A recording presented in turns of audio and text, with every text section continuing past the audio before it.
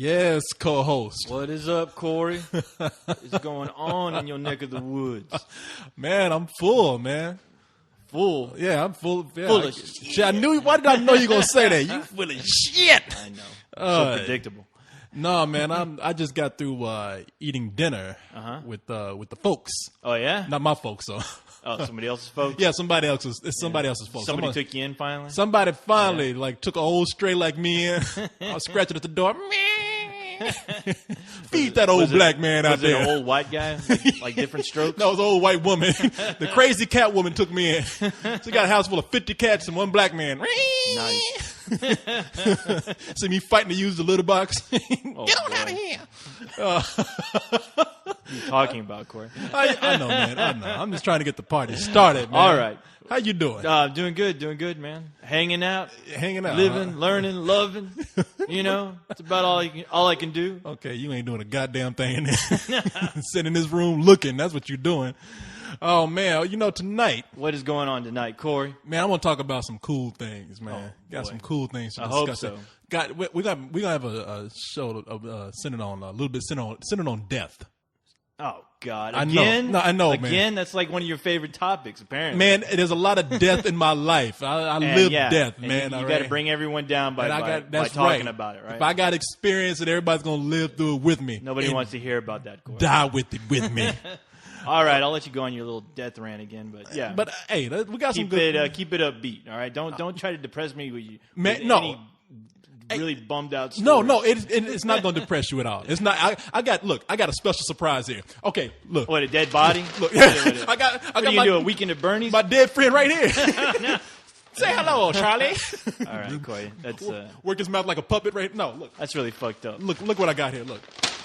Yeah. I got a bag. Okay. All right. Now I do not know what's in this bag. Okay. Oh, God. I'm going to reveal what's in this bag on the show. Got a bag that says Great Harvest Bread Company. Ain't no bread in here, I can tell you that much, all right? It's not Cyrus's head, is it? Because, bigger than a bread box. Yeah. He's a good guy. I joke about him, dying in all kinds of morbid ways, but hey, look, let me tell you something. If this was Cyrus's head, I'd need a crane to carry this shit around. All right? I wouldn't be carrying no paper bag. Like one of those cranes, like you see at Denny's and those the plushie booths. No, I'm talking about an actual construction crane to carry that big head motherfucker around. That's pretty ridiculous, Corey. Yeah, no. Got this plastic bag here. Yeah. I'm going to reveal what's in it in the show. It does have something to do with death, but not what you think. Okay. I can't wait to tell you. People, stay tuned. Got some surprises here. Hey, we're gonna talk about that. Yeah. We're gonna talk about now. Is there anything you want to talk about? Yeah, I can bring up a few things. I watched The Watchmen, the Black Tales of the Black Freighter. Oh, this weekend. That is great. Let's talk about that. I know that. everybody's rolling their eyes. People, we ain't talking about Watchmen, okay? We're gonna talk about the video that the DVD that is in conjunction with the film. It's a pirate story. It's not. We're not gonna talk about not gonna talk about how good Watchmen was or how bad Watchmen was. To liven things, I'm gonna talk about the Kids' Choice Awards. Oh shit! I'm gonna yeah. Can't we just ignore that? No. Because it's son of a bitch. No, I ain't gonna talk about it in depth. Why, man. did you watch it? No, I did not. I just heard some things. That's sad, dude. I was backstage. But no, we're gonna talk about that. Talk about something I saw that has to do with death. Oh shit! Yeah, man, I'm telling you, I've seen some Another things. death show. I've seen some things this week. All right. And I'll entertain your thoughts on death. Okay, yeah. And look, we got some other things to talk about. Cool. We'll get into it. We got people's mail. Got people. Right? We're still trying to answer all that goddamn. We still ain't answered all that shit. It's never gonna happen. I don't know how many times we go on. We should do a show. Don't you think we should do a show? Okay, and you know something? I just go, yeah. This week. Yeah. This week, just like my Watchmen review that will never go away. Man, you told me not to do it. Now everybody's asking me for it. Okay, I got an idea. Now let's get one thing straight. I told you that in hoping that it would be like a reverse psychology thing. The more I tell you not to put it up, you eventually will put it up. God damn it! You know and what? And then of course you tell me on the air, and it's there to hear. Where you go, I'm putting it up. I'm putting it up. And of course, you know what? In the back of Corey's head, I know he's relieved that I told him not to put it up. So no, because I know how you work, Corey. Okay, I'm not one of your girlfriends. I'm not stupid, all right? Okay, how about we do this then? I have a story about girlfriends that's related to death. No. Shit. Okay, listen. Is that what's in the bag? That's what my girlfriend What's in the chopped bag? up. And What's in the bag, Corey? What's in the bag? What's in the bag? Oh, my God. All right. Listen. Yeah. I'm listening. How about if I do this? How about if I put that review up within this podcast? You know what I'm saying? No, not within like the actual podcast, but we have. Don't do that. No, that's terrible. It's a terrible idea. Okay. Why are you going to throw that review in the middle of this podcast? You're going to interrupt the whole. You don't flow hear me of the podcast. You're not hearing me. You're not professional, my friend. Okay, you know we have our podcast located within blogs. Right. You have a player within. Oh, blog. you're gonna have a separate player with. Yes. Okay. How about that? Just do it. Yeah, just get it over. Just with. put something up there. Okay. I'm tired of talking about it. All right, it's done at this moment. All I'm going to tell you, Corey, is don't waste my time. Stop wasting my time. If I do something, you either let me know ahead of time. This could go up. My time is valuable, Corey. I got lots of pornos to watch. Oh, I got plenty of comic books, and you drag me in here to get my ideas on this damn Apple computer, and it never sees the light of day. And you are depriving the fans of what they want to hear, and you love doing it. I don't get it. That's your sick, morbid way of thinking for some reason. Why? Yeah. Why do that? Yes, I'm going to let him record and never do it. That's exactly what you're thinking. No, that ain't no. No wonder the other guys don't record with you. Jesus. No, I don't care. You put it up. That's cool. Yeah, just throw it. I don't care. No, I mean you don't have to. You don't have to do anything. It's going to be there. Now I even told you that week when it happened, something crazy happened. You know what happened. You told me like 5 weeks ago, Corey. Okay, I can only hear that same story. Like I said, I'm not one of your girlfriends. All right, don't apologize to me. You do what you need to do, and I'll be fine. You're right. I got paid 25 cents for that review. There you go, so, man. Yeah, you got to buy yourself a nice piece of bubble gum. I spent it on a candy whistle. Threw it at your cat. Yeah. Oh, is that what I lured my cat your cat in with that damn candy whistle, and as soon as I saw his face, I hit him right on his head with it. And since it was candy, it's stuck on his fur. Yeah. Everybody's looking at that cat. That cat's got a candy whistle on his ass. And then I realized I accidentally threw it at a mirror, and I was like, "Oh, that's not the actual cat. That's the son of a bitch." And he was laughing at me. He ran away. All right. So, people. Yes. Tell the people what to expect. Man, let me tell you something. First of all, on this program here. On this program, on this fine broadcast that we have here, we are professional bullshitters. Do not try to do this at home. Do not attempt to do this on your own. Yeah, you heard that. Yeah. You will get hurt. I'm telling you, people don't do it. Yeah, no, we've injured ourselves. I broke my arm once bullshitting with you. Yeah. I was in a cast for 6 weeks, and you know what? I came back and said, "I didn't stop me. I'm gonna bullshit some more." Yes. I think you short-circuited trying to bullshit. This is a dangerous thing we do, man. But we do it for you. All right? We put our lives out there for you. Yes. No. We do that. No, I don't know why, but we do. Well, because when we do this, we know that in the middle of our bullshit, we are actually doing something to help this world be a better place. Exactly. We're helping out the community. We're giving back. We are. We're doing. We are. I mean, we give our all to you, and when we say something, people, let me tell you something. It is heard throughout governments throughout the world. That's right. Possibly, as you say, throughout the galaxy. We are heroes of the galaxy. Yeah, there are life forms on other planets listening to this and saying, "God damn, that's some deep shit these Earthlings are talking down here." Or they're going, how come they can't remember the name of that dude from that movie? What the hell? They're like, damn, we from planet Zexelbix. They're writing down everything we're screwing up. Yeah, exactly.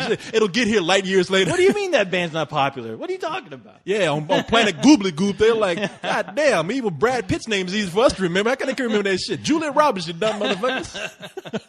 You guys can't remember shit on that show. Let's destroy this planet. You can't remember shit. But no, our voices resonate throughout the world. We're making this world a better place. We told them about the levees in Louisiana. Did they listen to us? No. If they had, better situation. That show has begun. And most of all, and most importantly, this show is about The people. The people. That's right. The people of Spill. That's right. You fans, members, sycophants. Who put us where we are at this moment. Exactly. And none of this would be here without the people. In this dirty ass studio with a nickel between us. But that includes mentioning certain people out there that we like, mentioning people that we don't like, talking about your family. Right. Slapping your sister, your friends, your friends, your ugly relatives, including all of them, yes. and then the one guy who touches you in a weird way. Yeah, we talk about he knows that we're thinking about him too. Mm-hmm. He needs love too. That's why he's touching you. Yes. And so we love to read your email. That's all a part of it. Yeah. Well, Corey loves to. He loves to attempt to read your email if it's possible. He loves trying. Yeah, you should look at his face when he tries to make sense. Man, it is hard. Some of that crazy email we get, but we do it. It's like trying to read that email is like trying to get through the Da Vinci Code sometimes. The Vatican should be trying to help us out with this shit. You remind me of the guy in Pi who's trying to figure out God's plan through math. Oh yeah, no, I'm trying to do it through Spill email. Yes, I'm getting a drill and put it in my. You were going nuts. That's right. Ghost Rider writing a novel. Corey attempting to put that plastic play school drill through his head again. Plastic, you dummy. that Fisher Price. How come it ain't going? All right, man. Look, we let y'all know what's happening here. That's right. We let you know what the show's about. Letting you know what we do for the world. Letting us know what we do for you. Yep. I don't know what else we can tell you. I don't know. I mean, don't ask me. If I can't tell them no more, and you can't tell them no more, that means that we're ready. Well, I'm ready. Are you ready? I'm ready. Are you ready to be ready? Are you? Hey, you're gonna yell at my roommate. Hey, John, are you ready? Of course, I am ready. Yes, Corey, I've been ready. Where are the hookers? Begin with the countdown. A 1, 2, a 3. Well, if Count Blackula in there is ready, then if that's it, 1, 2, 3, let's do this! Get through the channel. All they want is some air. All they want is some food. Get those people some air. Come on, Benny. Come on. When I said I do that, I lied. Oh my God. Damn, dude. Speaking of Arnold, I was watching Total Recall this weekend, and holy cow, do I love that movie. That movie kicks so much ass. It's still lasting through the test of time. It stands up to the test of time. It's awesome. It's the dumbest movie I've ever seen, but my God. You got to admit, it's a lot of fun though. It is one. I was like, man, they don't really make movies like this anymore. What the hell is Paul Verhoeven doing? He needs to get his ass up out of bed and make another goddamn sci-fi movie. Paul Verhoeven's making some serious movies, man. What? Showgirls? Black Book. Did you see Black Book? No. Oh, you got to see Black Book, man. It's that movie that he did where it was a Jewish woman who performed as a German spy. Yeah. And she had to do all kind of. She had to like have sex with Nazis. And okay. She had shit like a bucket of shit poured all over.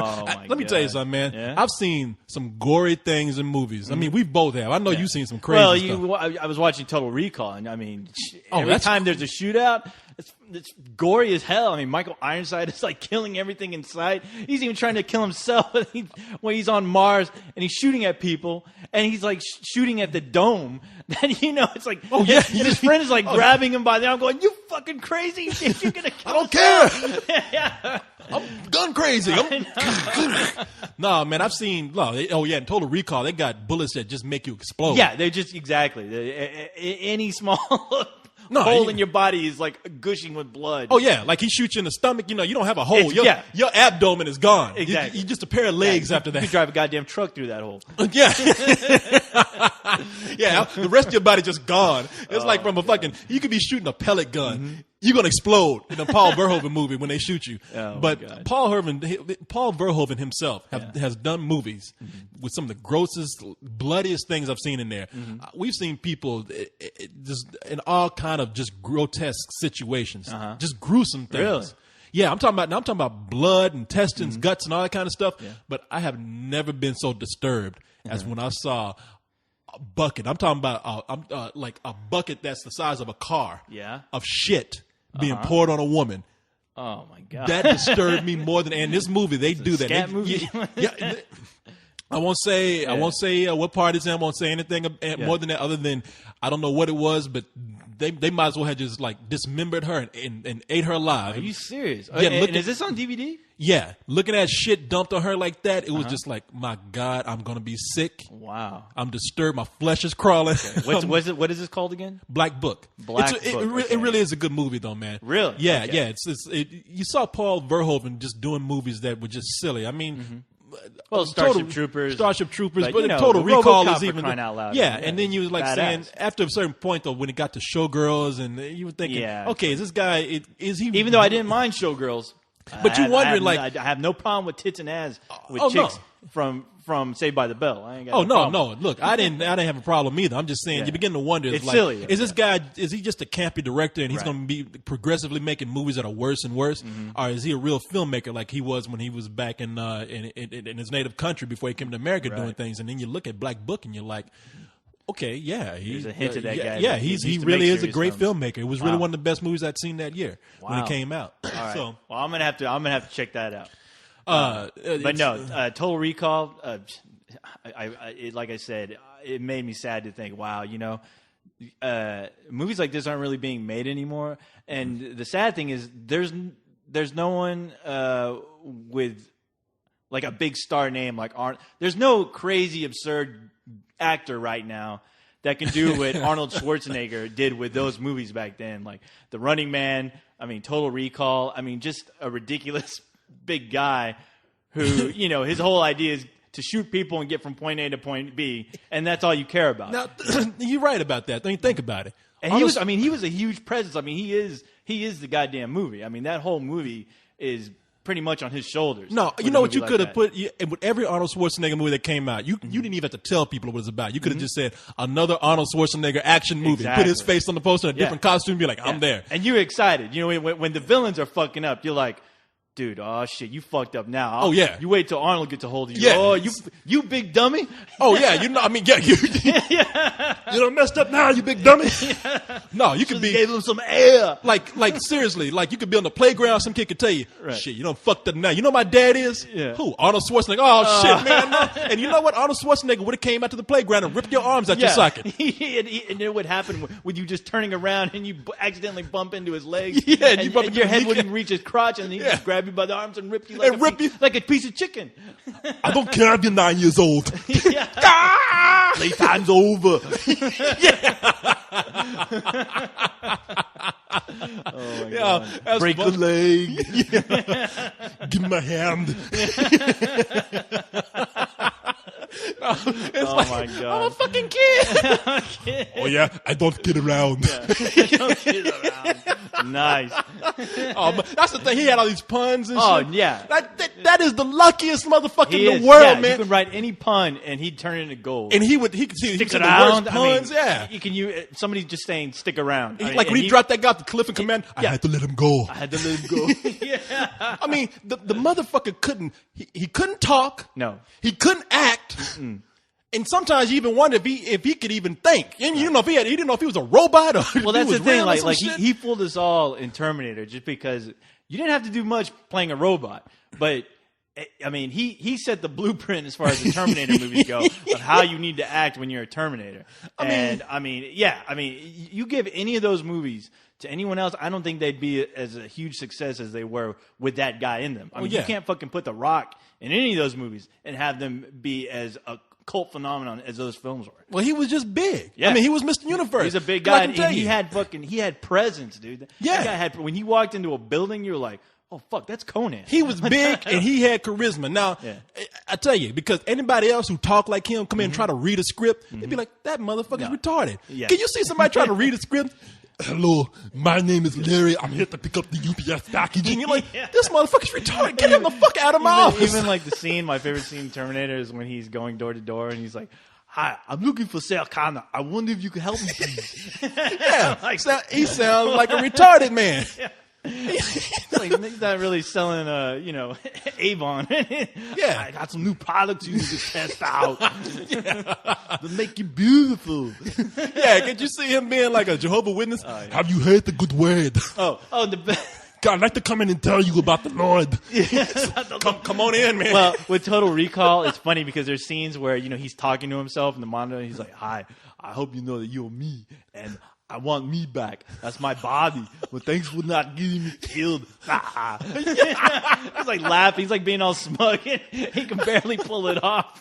He's like those scenes are like comic gold. Yeah, no. That fool, I mean, he had nothing going for him except that he was big and he had the personality and the charm to get his way through anything. That guy was a living, breathing fucking Godzilla. I mean, when he was on the screen, he was on the screen. You know that is Arnold Schwarzenegger, No. It sucks. Well, the thing is, like I said, it sucks because it's too bad they really can't make films like that anymore because there's no like real big action star, like a ridiculous action star out there that can pull off what that guy did. Well, there's not going to be another. No. When are you going to get another big man that talks retarded? Yeah. And he, they tried. They've tried. I mean, but definitely with like, I don't want to say The Rock, but. No, not The Rock. Like the Rock is actually. I mean, come on. There's no comparison. Well, between the acting skills of The Rock and Arnold Schwarzenegger. Obviously, they tried. The studios. I'm not saying I tried. I'm saying the studios have tried to, pin him off as the next Schwarzenegger. What was that movie where doesn't he run into Schwarzenegger and they like shake hands?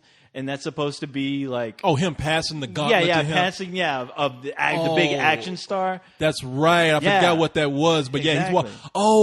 Was it the? It was the movie with that one comedian. It's Sean William Scott. Yeah, I know what you're talking about. I can't remember the name. It was called, and because it has a great opening scene where he comes in and tells those football players, and he's real cool. He's like, "I need you to come with me," and they're like, "Fuck you, man." He's like, "We can do this easy, we can do it the hard way." He's like, "I'd rather do it the easy one." They're like, "Get the fuck out of here." He beats up all these football players and shit, and like all the football players, they show their names like football cards or something, or like the NFL stats and shit, and when they finally get to him, and he beats everybody's ass, they put his name up, and it's something like so and so, all around badass. And I was like, it was. But they tried to pass on that mantle. Of course, that got fucked up, and it never happened. Because I mean, like, no, this.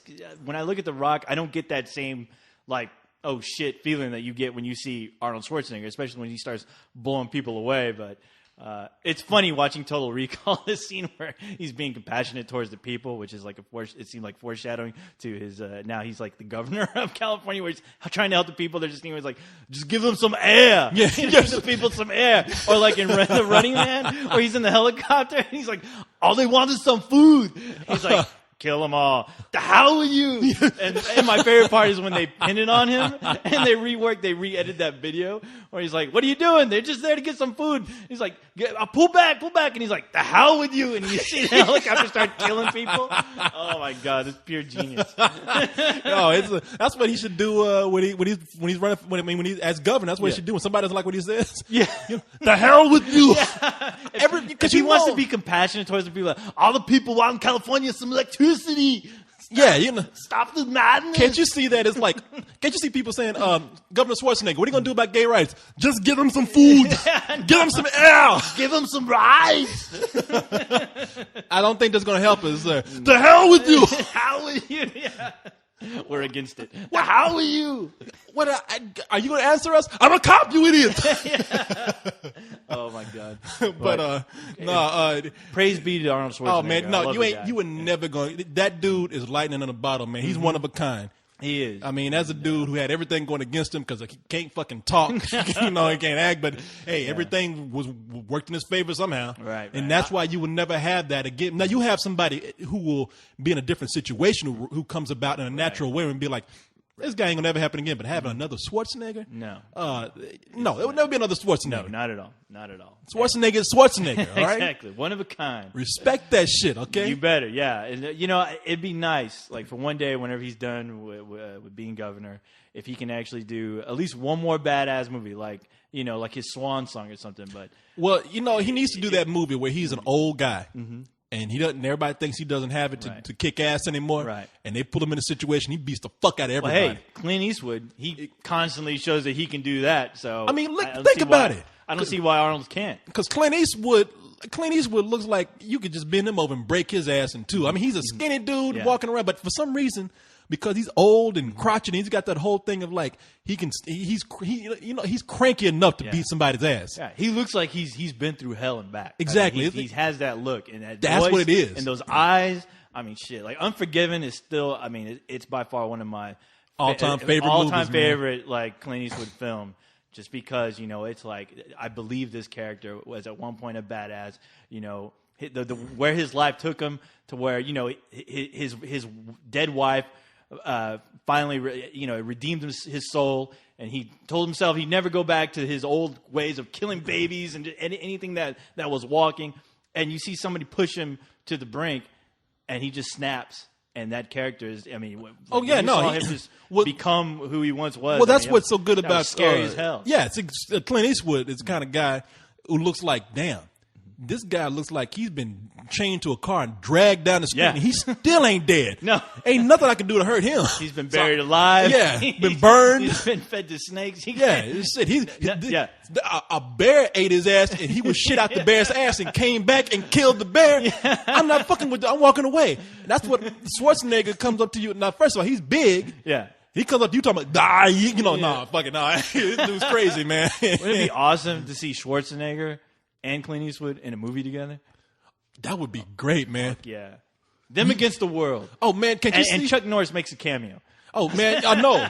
Because can't you see them being a team? Oh, yeah. Schwarzenegger coming in, he's like, I know we can take on all these guys here. And he's like, open your mouth and talk, you dumb fuck. I can't understand a fucking word you're saying. I don't know. Who is that guy? I don't know. Okay. I don't know myself. I was like, what's that? Rorschach Jr.? What's that? That's Scooby-Doo. Schwarzenegger Scooby-Doo. I run away. Is that Canine Cop? What's going on? You get a movie where you can't understand either one of those motherfuckers.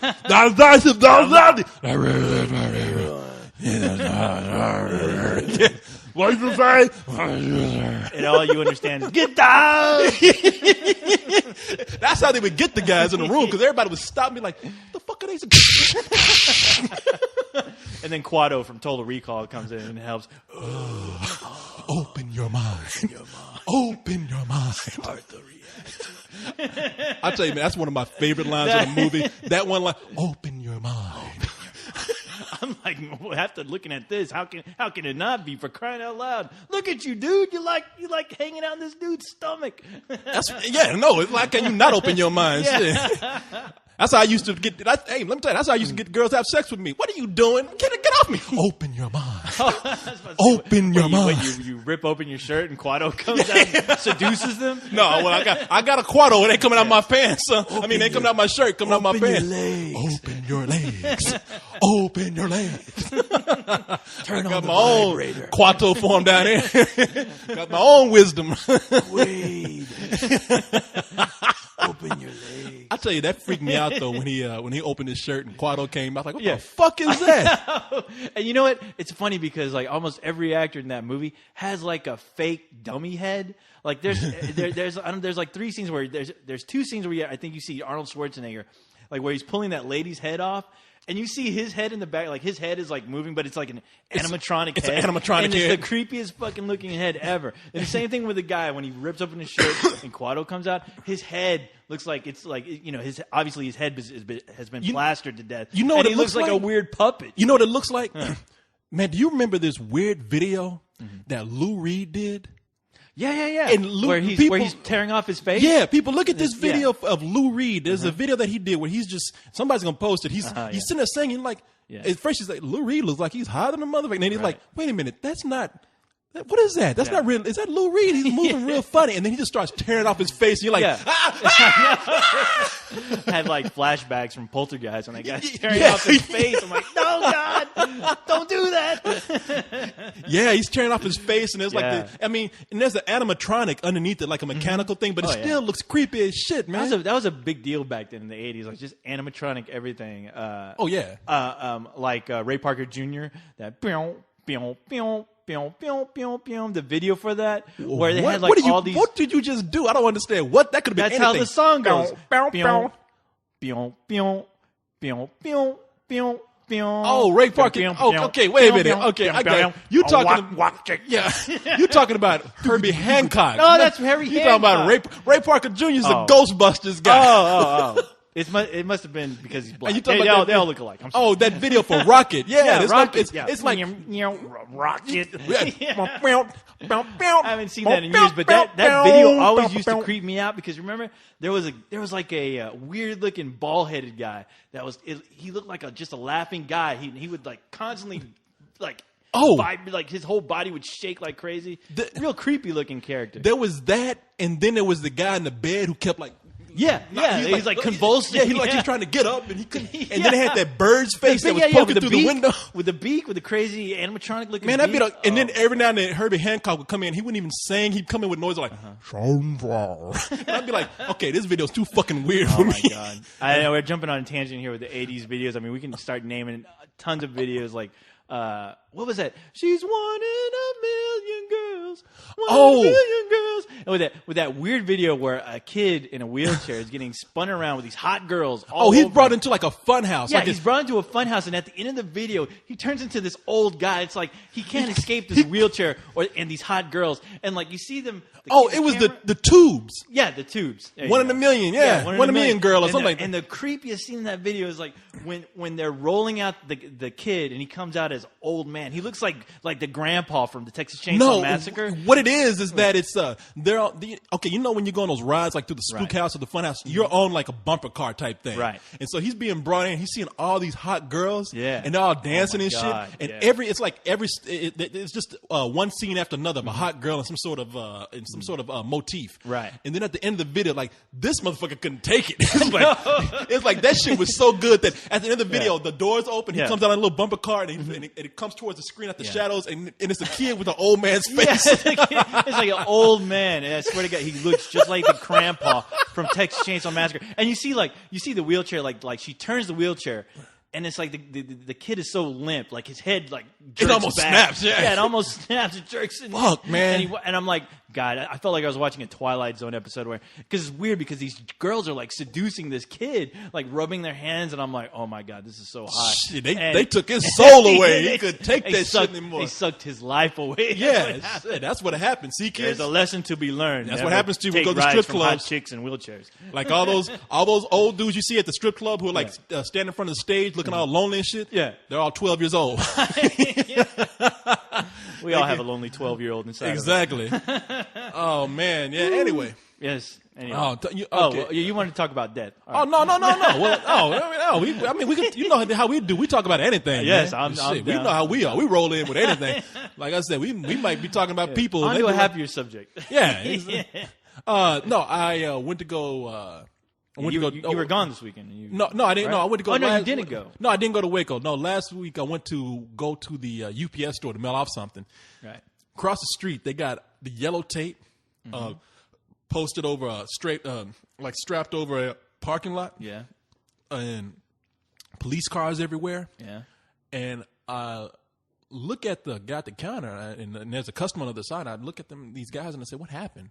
And they're like, either it's a murder or a suicide. Somebody fell from that 20-story building over there. Oh, shit. And I was like, well, now me being morbid, of course, everybody's looking to see, because it's within the parking lot. It's all covered by cars. You can't see anything. But, you know, what they want to see is like from underneath the cars, they want to see that blood trickling down. You know, everybody's kind of looking. Right. And I'm just thinking to myself, man, God damn. I mean, it's bad if the guy's pushed. Right. I don't know, and that would be a hell of a crime scene. You don't get shit like that. And, people get shot here. I mean, we're surrounded by all kind of violent crimes, like people being shot, people getting hit by cars. There's hit and run incidents. It's more happening. like accidents. I mean, it's not like Gotham City or No, it ain't. No, I'm trying to make it sound like constant murder. It ain't like fucking the hood or some shit. But about as safe as a town you can get. But it's just funny when you hear about somebody being pushed. And now, how did you know? Did you overhear like they assumed somebody was pushed? I guess some policemen were standing because there were policemen still over there. Right. So maybe they were telling people across the street, get back or something. Right. And people were asking what's happening, and somebody finally came into the store and said, "Oh yeah, somebody fell off the building." Yeah. And I'm just looking at that. I'm like thinking, okay, let's just say the guy was pushed. That's a bad way to go. But how depressed do you have to be to say, I'm going to jump off this 20-story building. How can you not look at that pavement down there? You don't think about it. I guess you don't. I mean, I guess you're thinking, yeah, like, you just want to end it. Yeah. I feel really shitty today. I mean, wow, I'm standing next to a ledge right here. It happens a lot. And you can only pray that you're not standing underneath the guy when it happens. Yeah, exactly. Well, now this is what they told me. Mm-hmm. In movies, okay, if you notice in movies, every time somebody jumps from a building, what happens when they hit the ground? What do they do first? Oh, what do you mean? What do they do first? They in movies, I don't know if as soon as they hit the ground or when they're falling. Oh, well, okay. In movies, I don't know if it's because they don't want to show the gruesome after effects of someone who jumps from a building, right? Or it's just for dramatic effect. But for some reason.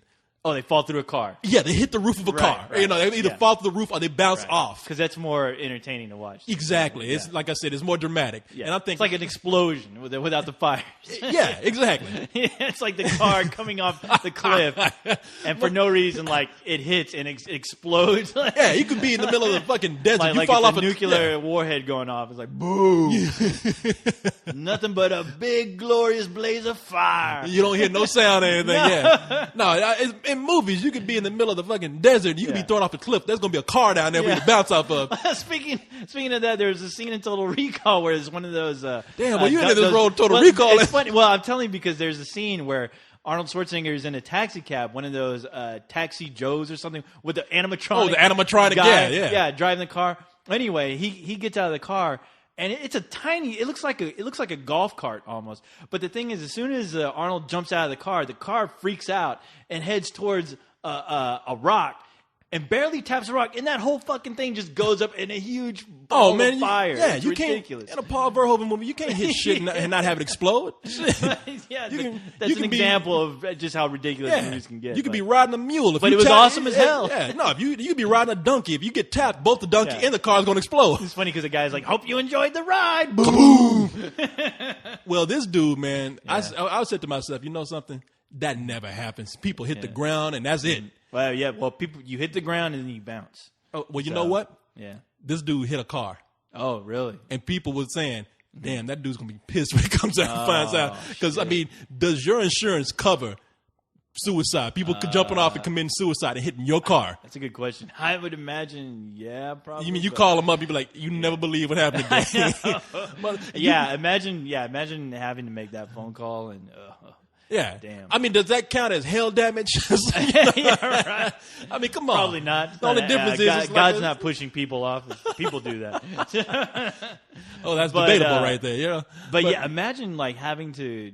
I don't even know if they let you drive that car home or what. Like evidence? After the damage has been done. I mean, I'm sure they impound it and they probably check to see, if anything. No, I mean, I don't know how the body ended up, like how it ended up on the car, like it was on the hood or something, to where maybe they can take some blood samples or what, I'm sure they try to, if they think there's some kind of foul play, I'm sure they do all kinds of tests. Oh, yeah, and see, that's what they thought here. Like, if the guy's pushed, I'm sure they got to, you're right, probably keep the car. Yeah. Which got you thinking, like, damn, I mean, if this guy was depressed and he just jumped and landed on my car, why does he have to fuck up my day? Now I can't get home. I got to call for a ride. Now I'm depressed. Well, I'm sure you're like, I'm sure that, if that were to happen to you, you probably just think, oh my God, this like somebody died on my car, like somebody killed themselves and landed on my car, and like, how do you tell people that today some guy just killed himself and he landed on my car? I'll be telling people, like, hey, guess what happened to me today? Wow, yeah. Some guy landed on my car, man. Awesome. Yeah, for some people, that's the most exciting thing for them to happen in that week. That could be the case if you're like me, weirdo. Yeah. Hey, man, like in like in those movies where people jump off of buildings and land on your car. That happened to my car. It happened to me. Yeah, man, my car's still at the police station. I'm gonna keep that shit. I'm gonna take pictures of it. Yeah, I'm gonna charge $5 so people can come and look at it. You want to touch it? Still got the shape of the body on top of it. So what? I guess the people were just hanging around looking. I mean, I'm sure. Well, I guess whatever happened, they took the tape away while I was there, and they moved on. I'm just sitting up there. I mean, have you ever been like to? Well, you probably haven't. I've been to Fiesta, Texas, and they take you up on this ride, and and they drop you. It's like you go up about, yeah. you go up about, I don't know, about 100 stories. Right. Yeah. and so you're looking down. Yeah. And okay, first of all, this is not a 20-story building that they have you on. Right. I mean, but you go fucking high. Yeah, yeah. And even from that point, you're looking down. You're and like, then they drop you. Yeah. Yeah. You're it's like a saying, parachute. Shit. Yeah. It's like a parachute stop. And usually they only have like a chain keeping your ass in. Because I'm thinking, I mean, maybe you're right. Because I'm looking at that. Every time I see that, I've been on that ride about 3 times because you got to go on it. Because if I was by myself, I'd be like, hell no. But you with friends and everybody goes and you're the last one left. And like, now, Corey, it's your turn. You're like, fuck, I got to do this. Now I think like rides like that.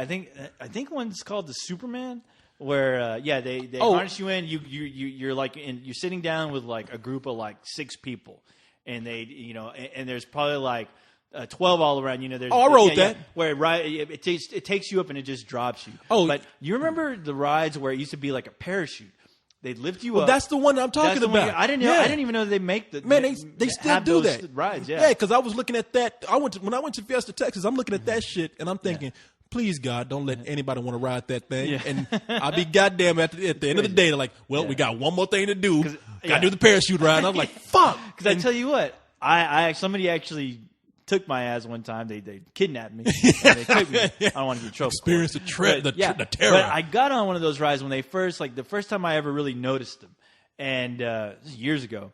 But I remember all we had holding us in was a flimsy ass chain. Like you were sitting on like it's like your sofa.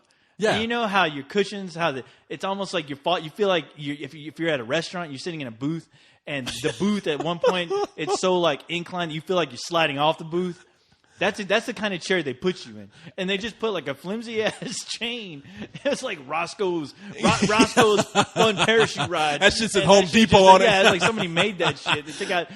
They stole the grandma's couch and fucking just put a chain around. And then they got some like 14-year-old kid operating that shit. Like when we wanted, like some 14-year-old girl the size of a goddamn midget working that thing, and she's like, "All right, are you ready?" Like, no.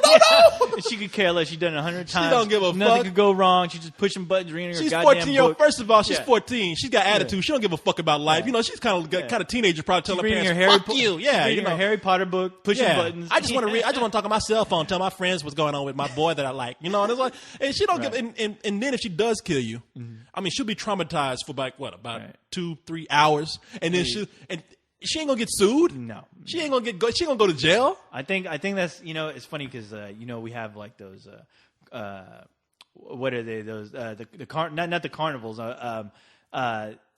Damn it! How come I can't think of this word?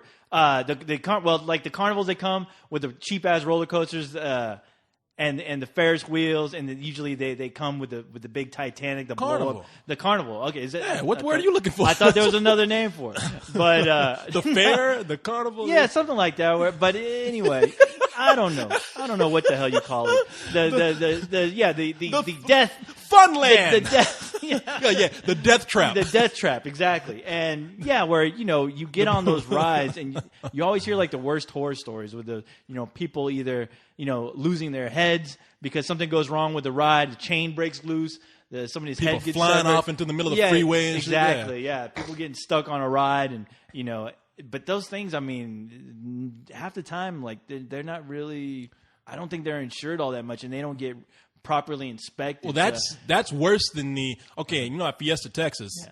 That is the fair. That's what I'm trying to say. That's why I said the fair. The fairgrounds. I mean, at Fiesta, Texas. I mean, that's a major amusement park. Right. That's right. So they know that they could lose a lot, so they got to keep their business going. So they make things. They make sure things are safe. That's why I'm. Well, you can only hope. I mean, you heard about the girl that lost her legs, right? And that. What the fuck? Yeah, there was like a few years ago. I think it was on one of the Superman rides, where. I think it's one of those. Yeah, it was a Superman ride where somehow a cable got loose, a cable snapped, whipped around, and severed this. I think she was like, I can't remember. She's like 14 years old, like some teenager. Oh man! Whipped her legs right damn. off. Yeah, her legs were dangling, and the cords like just snapped, and the force of it just like completely severed her legs. And apparently, the word is she didn't realize it until like a few minutes. Until after the ride? It goes by so quick. Yeah. I mean, when you at that much force, you don't feel that shit. You make it sound like she unchained us. That was fun. And she gets sound like, no, fell on her face. Fall over. Like, what? How come I can't feel my legs? Because you don't have any. That's why. I think after a while, I mean, I'm sure she felt it like a minute later, but you don't know. I mean, damn. And it's kind of like the same deal where people who get pinned, by people who get like hit by a truck, pinned up against a tree, or people who get just like twisted around because of a train hits them. Have you ever heard of those people who get twisted around like a spin top? They get clipped by a train, and usually their body will spin around like around their torso to where when the EMS comes, the person is still alive. And I've read several stories about this. But basically, when they find you like that, they call up your relatives to come and basically they tell the relatives, look, this is what happened. Come over here and say goodbye. Damn. Because what's keeping them alive is their body being twisted like that. So, and eventually they have to untwist their torso, and that's when everything starts to fall out and they die. And when that happens, it's all over. Yeah, and it's damn. So it's crazy. I mean, you can live through that, but eventually, with your body like that, they're gonna have to twist you around. No, wait a minute. Now here's something here. Can't they just like bring you home kind of twisted and just kind of keep you that way, like never untwist you? You know what? Somebody ought to make a movie about that. Like you just be twisted. You know what? Somebody should make a movie about that, and they should call it "Don't Get It Twisted." Don't get it twisted. Or just that's what. You know what? Now, wouldn't that be? That'd be fucked up if you if you were a kid. Yeah. And your body, you got hit by a train, your body's twisted. Uh-huh. Who's your dad? All right. Arnold Schwarzenegger. And he shows up and he's like, don't get it twisted. They're like, God, Dad, can't you like for once cut this shit? Terrible. I'm fucking dying here and you got to come up here. We're stretching. Hey, that's Schwarzenegger stretching. You are twisted. And I don't mean in your mind. Damn, I was going to say how like being on the Fiesta Texas ride is like looking at suicide, except not doing it. But apparently every fucking ride is a potential suicide if you get on there. You are taking a chance, yeah. God damn. Be careful with those fares. I mean, those things scare me sometimes. I mean, I think half the fun about going on those rides, those fares, is that you're wondering. I mean, I'm sure a lot of people have adrenaline running through them a lot more than usual, only because there's a better chance of you dying on one of those rides more than any other place, like at a Fiesta Texas or like Astro World. It's gonna get to a point where they just have you sign your signature, waving your life away. Oh, yeah. If I die, have you ever been on a roller coaster where you almost want the goddamn thing to fall off the track because you're so pumped with adrenaline and you're like, yeah, let's do it, let's go, come on, faster! You start looking like the guy from Reefer Madness, like faster. Go faster! Kill me! Exactly. You start shaking. It's never a good idea to start shaking the cart that you're in, especially if you're riding with a stranger, because they start looking at you like, oh shit! Yeah, you're like, send this bitch into orbit.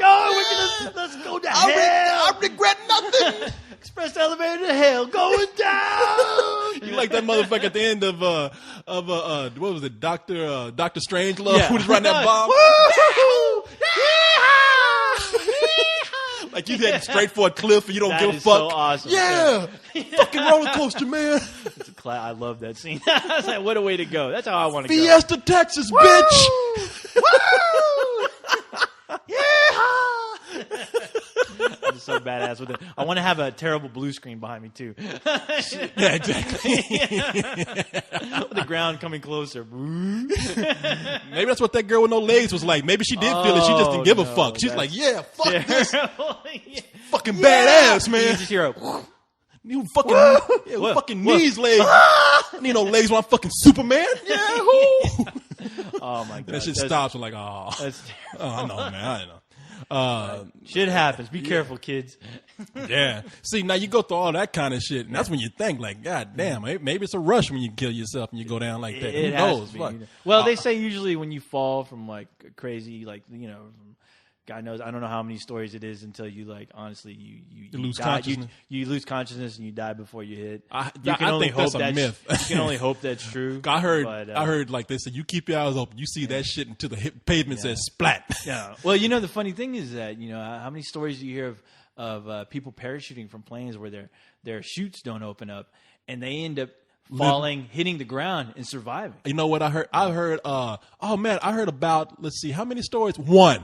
Yeah. It was like, and it was on that Time Life commercial where they're talking about mysteries of the unexplained, and they had the guy like, a man parachutes. His parachute doesn't open. Right. He hits the ground and miraculously survives. Well, when you think about it, I'm sure at some point those people go limp. I mean, they just relax. I guess so, yeah. Their bodies are relaxed. It's the same thing with drunken drivers. I mean, you always notice that it's usually the passengers that end up getting killed in those drunk driving accidents. Oh, yeah, because they tense up. Because the driver is so fucked up. His body, he's like fucking Jello, and the asshole survives. Yeah. So that motherfucker like a rag doll. It's something. Yeah, and that's how it looks. He's got the conscience of a rag doll driving this shit. Yeah. Oh man. Hey, well, all right. I'm gonna change the subject, Jay. This is getting me down. Shit. Talking about death. I can't go to a theme park anymore now. Without thinking about. But your story about when you're telling me about people laying around, I wanted to tell you real quick. People laying around. When people were hanging around trying to see what was going on. Oh, yeah. Obviously, there's a crowd. I was going to a store one time, and there was a restaurant where and they had like outdoor seating. And like a few feet away, I think a bum died. And apparently the bum had died, and that body had been sitting there. I talked to somebody about it. He's like, yeah, somebody noticed there was a guy just laying down. Somebody went to go check in on him, and they found out he was dead.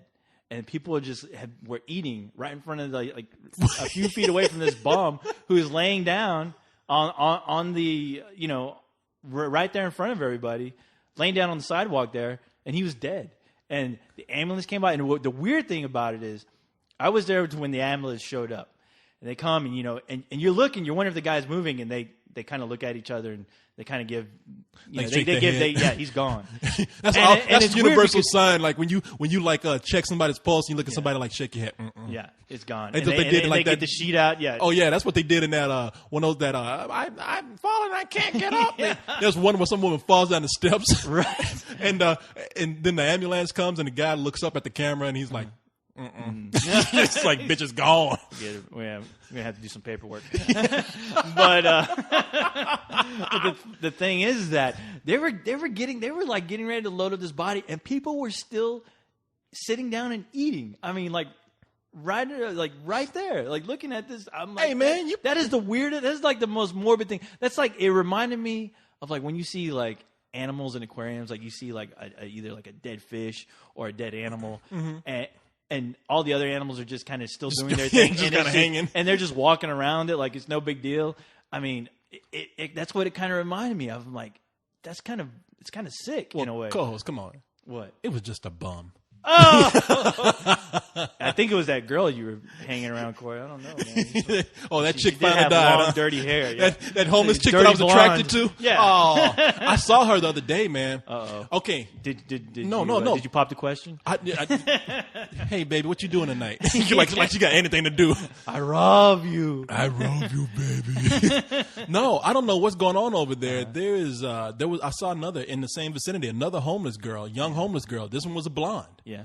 And I didn't really get to see. Okay, this is gonna sound bad. I didn't get to see her body, so I don't know how fine she was. But she looked kind of cute in the face. Yeah. The other girl, the one that I told you about, she was walking around and she had on some tight shorts, not real tight, but some shorts. Yeah. The kind that go right underneath the ass, Right. Not like stripper shorts. Not like the butt cheeks aren't hanging. Yeah, down, no, right? nothing like that. They're kind of khaki shorts and they're cuffed at the bottom. Right. And the last time I saw her, she had a hat on. This time she didn't have a hat on. I was like, she really is cute, man. What the fuck is going on with this chick? And I really want to stop and ask her. Now, all joking aside, I really do want to stop and just say, what happened? What happened to you? That's how you get in trouble all the time, dude. You always got to poke your nose in. You're gonna ask her. She's gonna go, well, how about you take me out to grab something to eat, and I'll tell you my story. And then Next thing boom, you know, you got another Raymond on your hands. Yeah, I know. she's eating my Hungry Man chicken dinner, inviting her homeless friends over to eat my food. And all your friends are like, what the hell is Corey doing dating that homeless chick? Is he finally lost his mind? Like, no, he lost his mind like a month ago when he was talking about it. But then, I don't know. It's like the land of good looking homeless chicks over there. It's like 2 good looking girls over there now who are homeless. I hope to God, dude, because I haven't seen any of these girls you're talking about. I was, man, you know what? I will show you one day. Yeah. I will even go as far if I could. Yeah. If I'm thinking about it one day, I'm gonna take a picture with my phone and show you what I'm talking about. I'm not gonna post it anywhere. I'm not gonna put it online. That chick is gonna run away because like this guy has me marked now. He took my picture. I'm gonna put on. I'm gonna start a new website, hotandhomeless.com. It's gonna be a Polaroid of her with a big X going through it. New target. The next victim to butcher. Meat Marked for murder.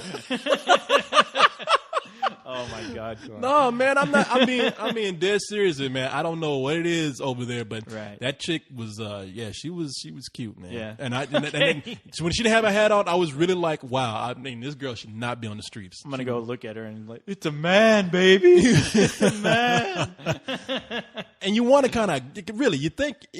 I'll admit, in the back of your mind, you're thinking, okay, she's a good-looking chick, but she's gotten her home and she's hungry. How hard can this really be? To ask her out on a date. No, I thought you were gonna say, "What the fuck is her problem?" But no, what do you say? How does your brain work? How hard can it be to ask her out? I mean, this is like a challenge to you now. You're gonna end up doing it, Corey. Oh my God! Please, I hope you have a good story. I'm sure you will. Yeah, be sure to let everybody know. About always, it man. On the next episode of Let's Do This. The next episode, Corey's adventures with the homeless chick. Man, I'm just curious. I bet you are. And it ain't that expensive a date either. I mean, she's hungry. She's ready to go get some fries. You know, I mean, she's happy for it. I'm just curious. I bet you the same thing was said when that guy on that farm wanted to do that goddamn goat right in the goat ass. He's like, I'm just curious. Oh man, that was a weird ass thing. That movie called Zoo. Well, first of all, we're just going crazy. What were we talking about before we started talking about this homeless chick? We were talking about. I don't know what we were talking. We were talking about dead people, homeless dead people. That's what we were talking about. That's what we're talking about. Yeah, and I said that could have been that dead homeless person could have been your girlfriend. Chick. No, don't talk about her like that. You leave her alone. Man. Oh, you're already defending her honor already. Yes. Is that what you're doing now? Yeah, just because she's homeless doesn't mean you can talk about her any which kind of way. All right. All right. I'm sorry for picking on your lover, your secret lover like no other. I do. I really do have a thing for that. And I know you do. People, you sicko. I know people gonna start putting up pictures of like ugly homeless women.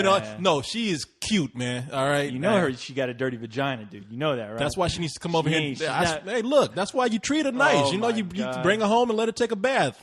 That Amazon jungle in between her legs. Let her. And look, this is what you do. I think there's a rat's nest down there. Look, here's what you do, though. You're going to take in that girl, and Kodo and Poto are going to pop out and go, hey, Earthlings. It's our new daddy.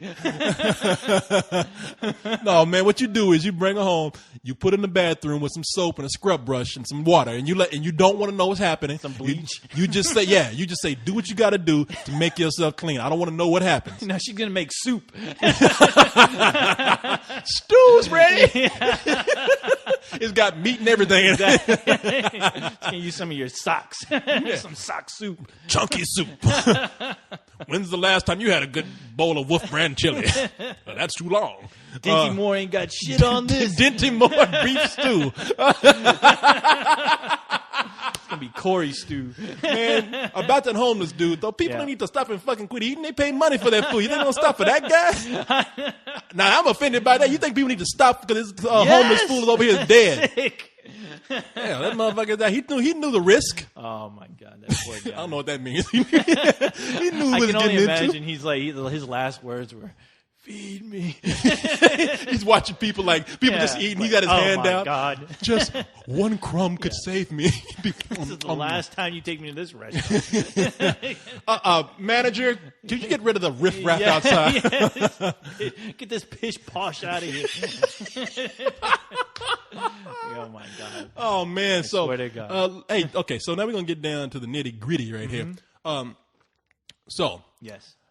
Today, now this is another death thing, but not as bad as you think. My friend Albert died about a little over a year ago.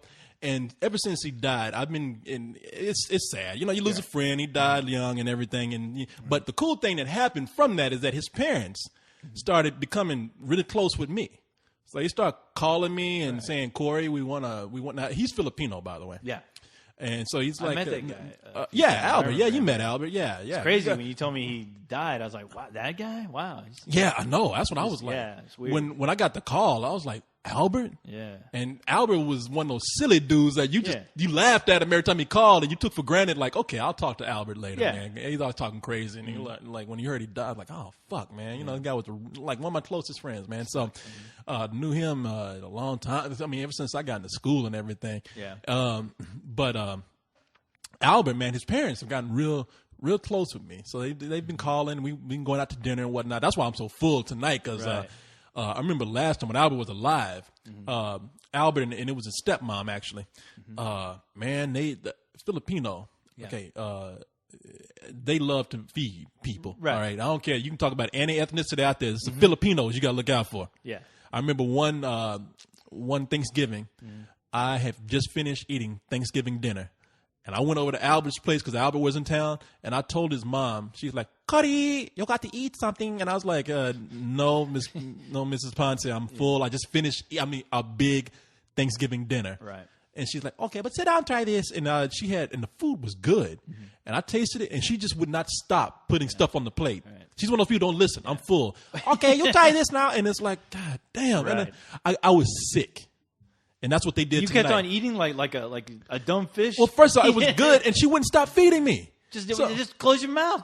Look, I'm on the verge of shitting on myself, and I'm sitting up there. You're gonna put a bucket underneath your chair. Yeah, you should eat at the same time, Corey. Okay, Corey, Corey, boy, you're a growing boy. And by the way, I'm not. You get so big eating food of this kind.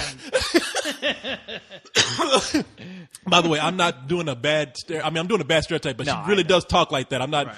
Because and that's what Calm down. I know. Okay, but some people out there like, oh, he's doing that stupid Asian stereotype, making fun of. No, dare you? Now that's how she says my name. Eat more broccoli. Every time she says my name, broccoli. Yeah. Oh, broccoli. But she said no. That's what she says my name like that all the time. Cuddy. Yeah. So. Yeah, she had a bucket under me. You keep shitting, you keep eating. But, I keep shoving, you keep shitting. It's okay. Holding chair. But so that's what she did tonight. I went over there, and she said, I make a Chinese, what was it? I make Chinese dumpling. And I was like, oh, okay. So I was eating Chinese dumpling, and they had made fresh lemonade. These fools got a lemonade tree outside the house. So. Wait, a lemonade tree or? I'm sorry, like glasses are growing on the tree. Like glasses. You just pluck one out, and it's like glass of lemonade with by the ice. way, people, this story leads up to the bag over here. Okay, all right.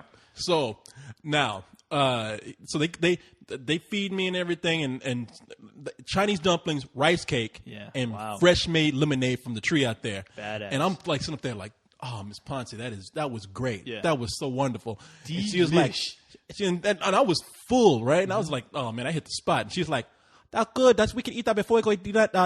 I was like, go eat dinner? What the fuck you talking? That's appetizer. Yeah, exactly.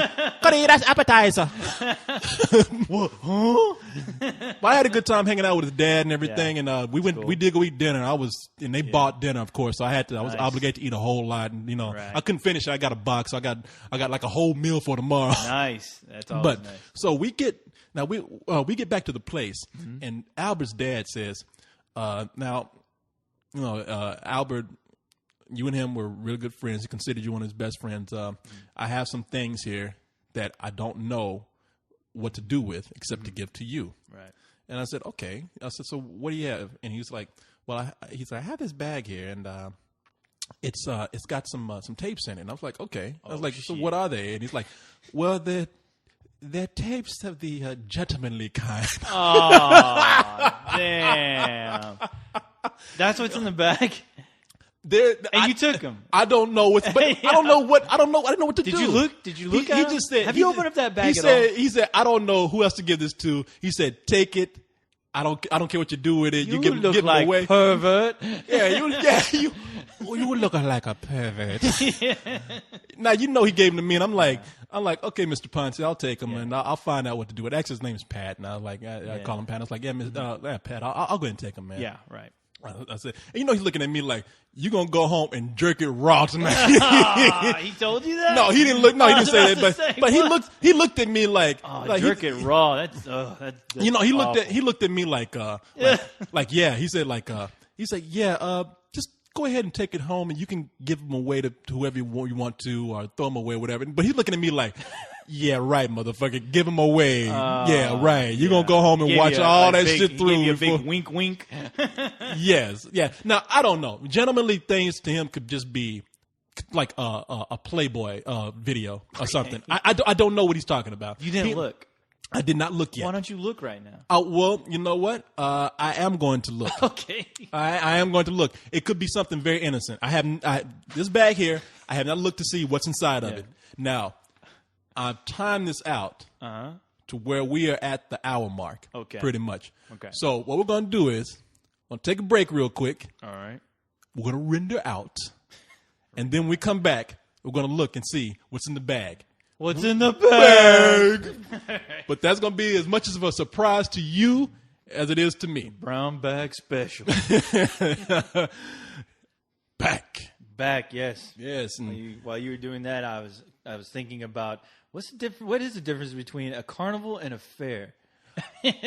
Where I'm like, I think what I was talking about is a carnival because that's where you find carnies. I was about to say, I think more people die at carnivals. Yeah. Because a fair is more like like the county fair. You're thinking of good times, like they got you're throwing shit at the Coke cans and Coke bottles. Yeah. Prizes. Not really a whole lot. I mean, they usually have. They got one or two rides. They might have a moonwalk there. The kids can bounce on. I mean, the most dangerous it gets, like some kid probably pisses or shits on the moonwalk. But I was just thinking about they have a Ferris wheel, I think. Yeah. I was like, it is carnival. It is carnivals because I've actually known a couple of people who've run away with the carnival. You always hear those stories of people would just run away. Why would you run away with the carnies, man? It's like being a nomad, I guess. You're just traveling to different places. No real direction, and you stop at these small towns or cities, and and you set up shop for a while, and it's just a traveling gig. I mean, that ain't no gig. I mean, a gig is like playing a band or some gig is when you're making some money. But you know what? If you think about it, it's the same deal as far as like these lesser known bands who just jump in a van and just scheduled to go to places and play for like nothing. I mean, actually, I was about to say carnies probably make more money than bands. I'm more than like, hell yeah, they have to. I mean, that's a lot of machinery that they got to keep up. But with carnies, we get that image of a guy or a girl that just what they do. They live in a trailer. They eat corn dogs all day. Right. They get dirty and they lose their teeth. Well, I always think about the jerk. Yeah, or they lose a couple of fingers, because they got to fix the rod and it cuts on when they're trying to work. You always got that one carny with a hook for a hand or some shit. Right. Yeah. No, that ain't no. I wish we were around back when the carnivals used to have like the sideshow freaks, like the Elephant Man. And, that shit used to freak me out. Like I don't freaks. Anyway, that's creepy. But anyway, yes. Now we're back, and we are going to see what's in the brown bag. Okay. In this bag, now here's what I'm gonna do. Yeah. I'm gonna put my hand in. Yeah. All right. Now, ladies and gentlemen, this is the bag of gentlemanly tapes, as it was put to me by my friend Albert's, my deceased friend Albert's dad. Yes. This is in his honor. Yeah, it's in my honor right now. This is what I've inherited from Albert. So let's. I'm gonna reach in here. I'm gonna close my eyes, reach in here, and because we're guessing, like I don't know, these could be really extreme tapes, or they could be gentlemanly could mean anything. All right, so let me go ahead and it's duck porno. And reach for one tape right here. All right. Nude Jim. Oh my God. Okay. That's okay. It's a workout. It's a workout. It's a workout video. tape, and it says it's nude. Okay, this ain't that bad. And that's Julie Strain. Who is that? Is that like a she's like a bodybuilder or something? Back in the day, she's starred in a lot of B movies. Okay. Yeah, she was actually. But she wasn't no porno actress. She's a model. People draw her in like the heavy metal magazine. She's the chick that you always see with the big breast. Yeah, in those heavy metal magazines. She's married to Kevin Eastman. That's his wife. The Teenage Mutant Ninja Turtles guy? Yeah, and she was in Jesus Christ. the character in that terrible Heavy Metal sequel. That's modeled after her. Yeah, like her character. Damn, you draw a fucking bunch of karate doing turtles, and you get a fine wife like this. Yeah. God damn.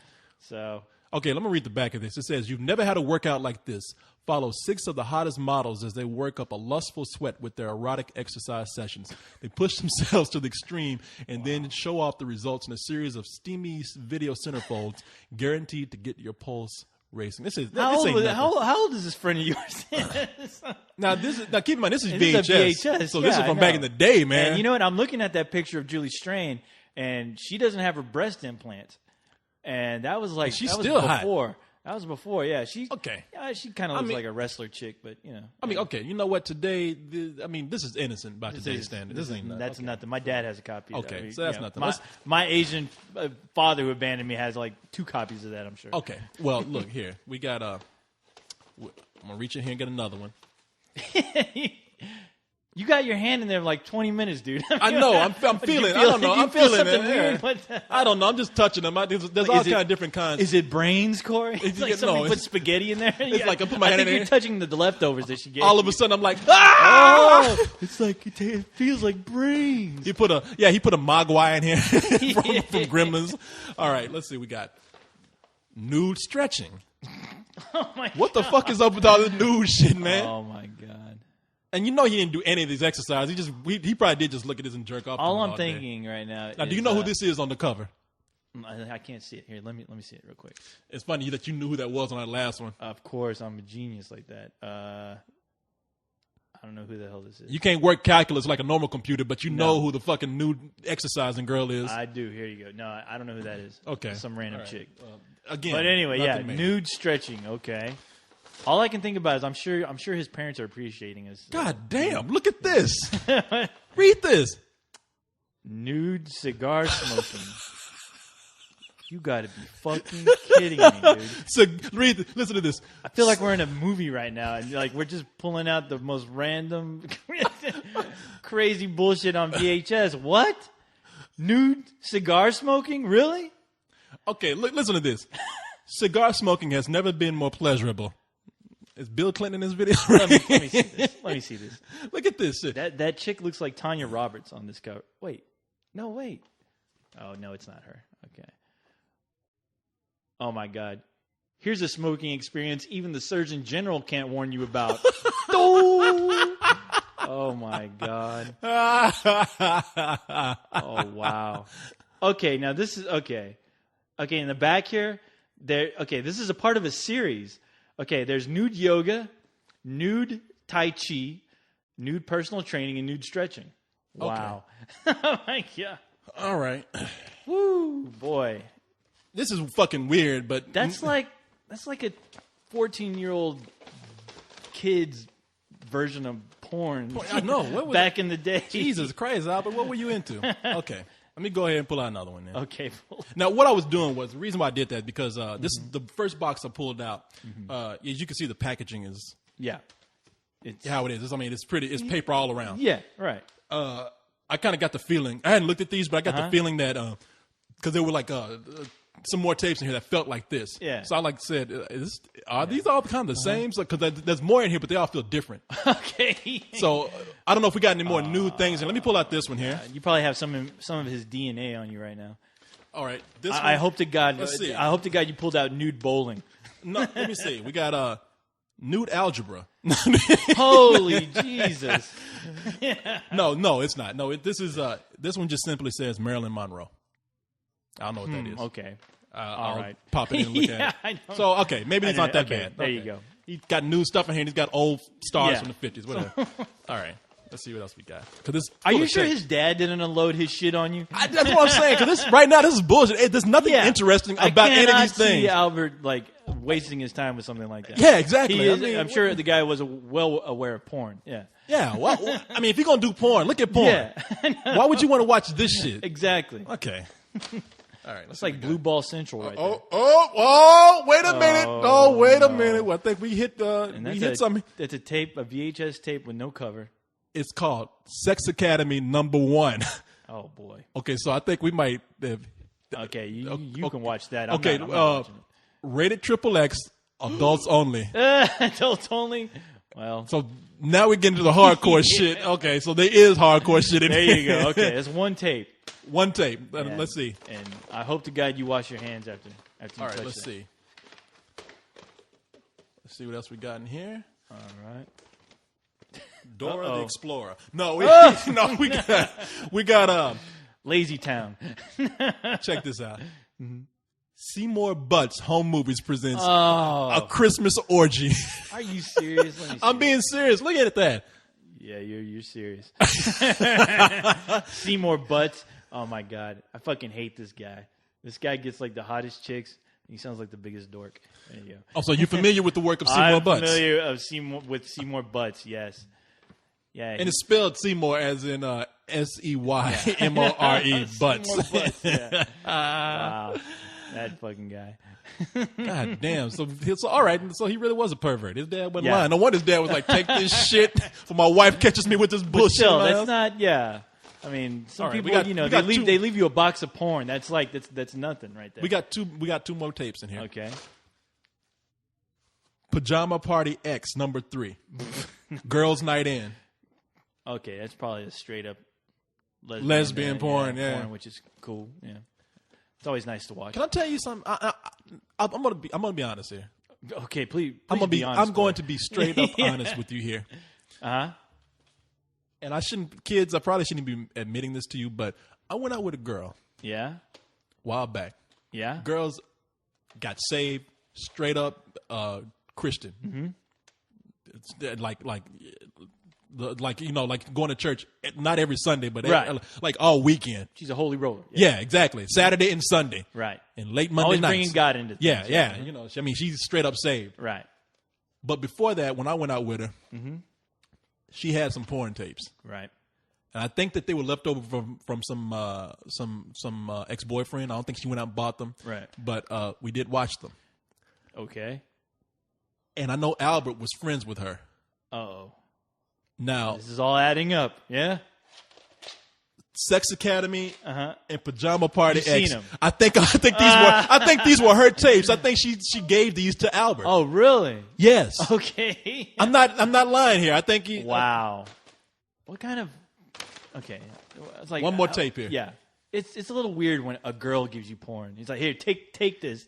Like, it's different when a girl says, "Hey, I want to watch porn with you." Yeah. But when she's like, "You have it. You have my porn. Here you go. You pathetic. I'm done with this today." You know what? You're pathetic enough to take these. Exactly. Get these off my hands. Right, it's ready to move on. Hey, Albert, you're not dating anybody right now, right? Here, take these tapes. Hopefully, this will give you as much pleasure as it gave me. Albert, you're not having sex right now. Yeah. Happy birthday. Here you go, buddy. Maybe this will get you through a dry spell. Here. I'm going to give you my box of porn. Damn, and this one ain't even creative. This one just says simply, put it in. Those are always the best. I mean, that's how I like my porn. Just get to it. Yeah, get to the point. Put it in. Yeah, give me a porn that says, fuck me. Fuck me part 3. Yeah. Back door. There you go. Okay, now I don't know about this one, but Pajama Party and Sex Academy, I think that these were ex-girlfriends. Okay. And I think she did give them to Albert at one time, because her and Albert, she was keeping up with Albert more than I was at one point. Yeah. Or Albert was keeping up with her anyway, they were friends. Buds? Yeah, and I think she gave them these, and I swear that these were hers. Wow. So, damn, boy. Well, welcome home, baby. It's always kind of cool when a girl kind of gives you porn, I guess, as long as it's nothing too crazy, but... Well, no, I don't. My think God, so. Somebody gave a friend of mine gave me a zombie porno on Christmas. Wait a minute, let me ask you: was it re-ejaculator? No. No, you're talking. You're talking about what is it? Not re-ejaculator. What was it called? It was like a reanimator. Repenetrator. There you go. Yeah, people. It's on my top 10. There's a for anybody who's seen the movie Reanimator, it was based off of a H.P. Lovecraft story. Stuart Gordon film.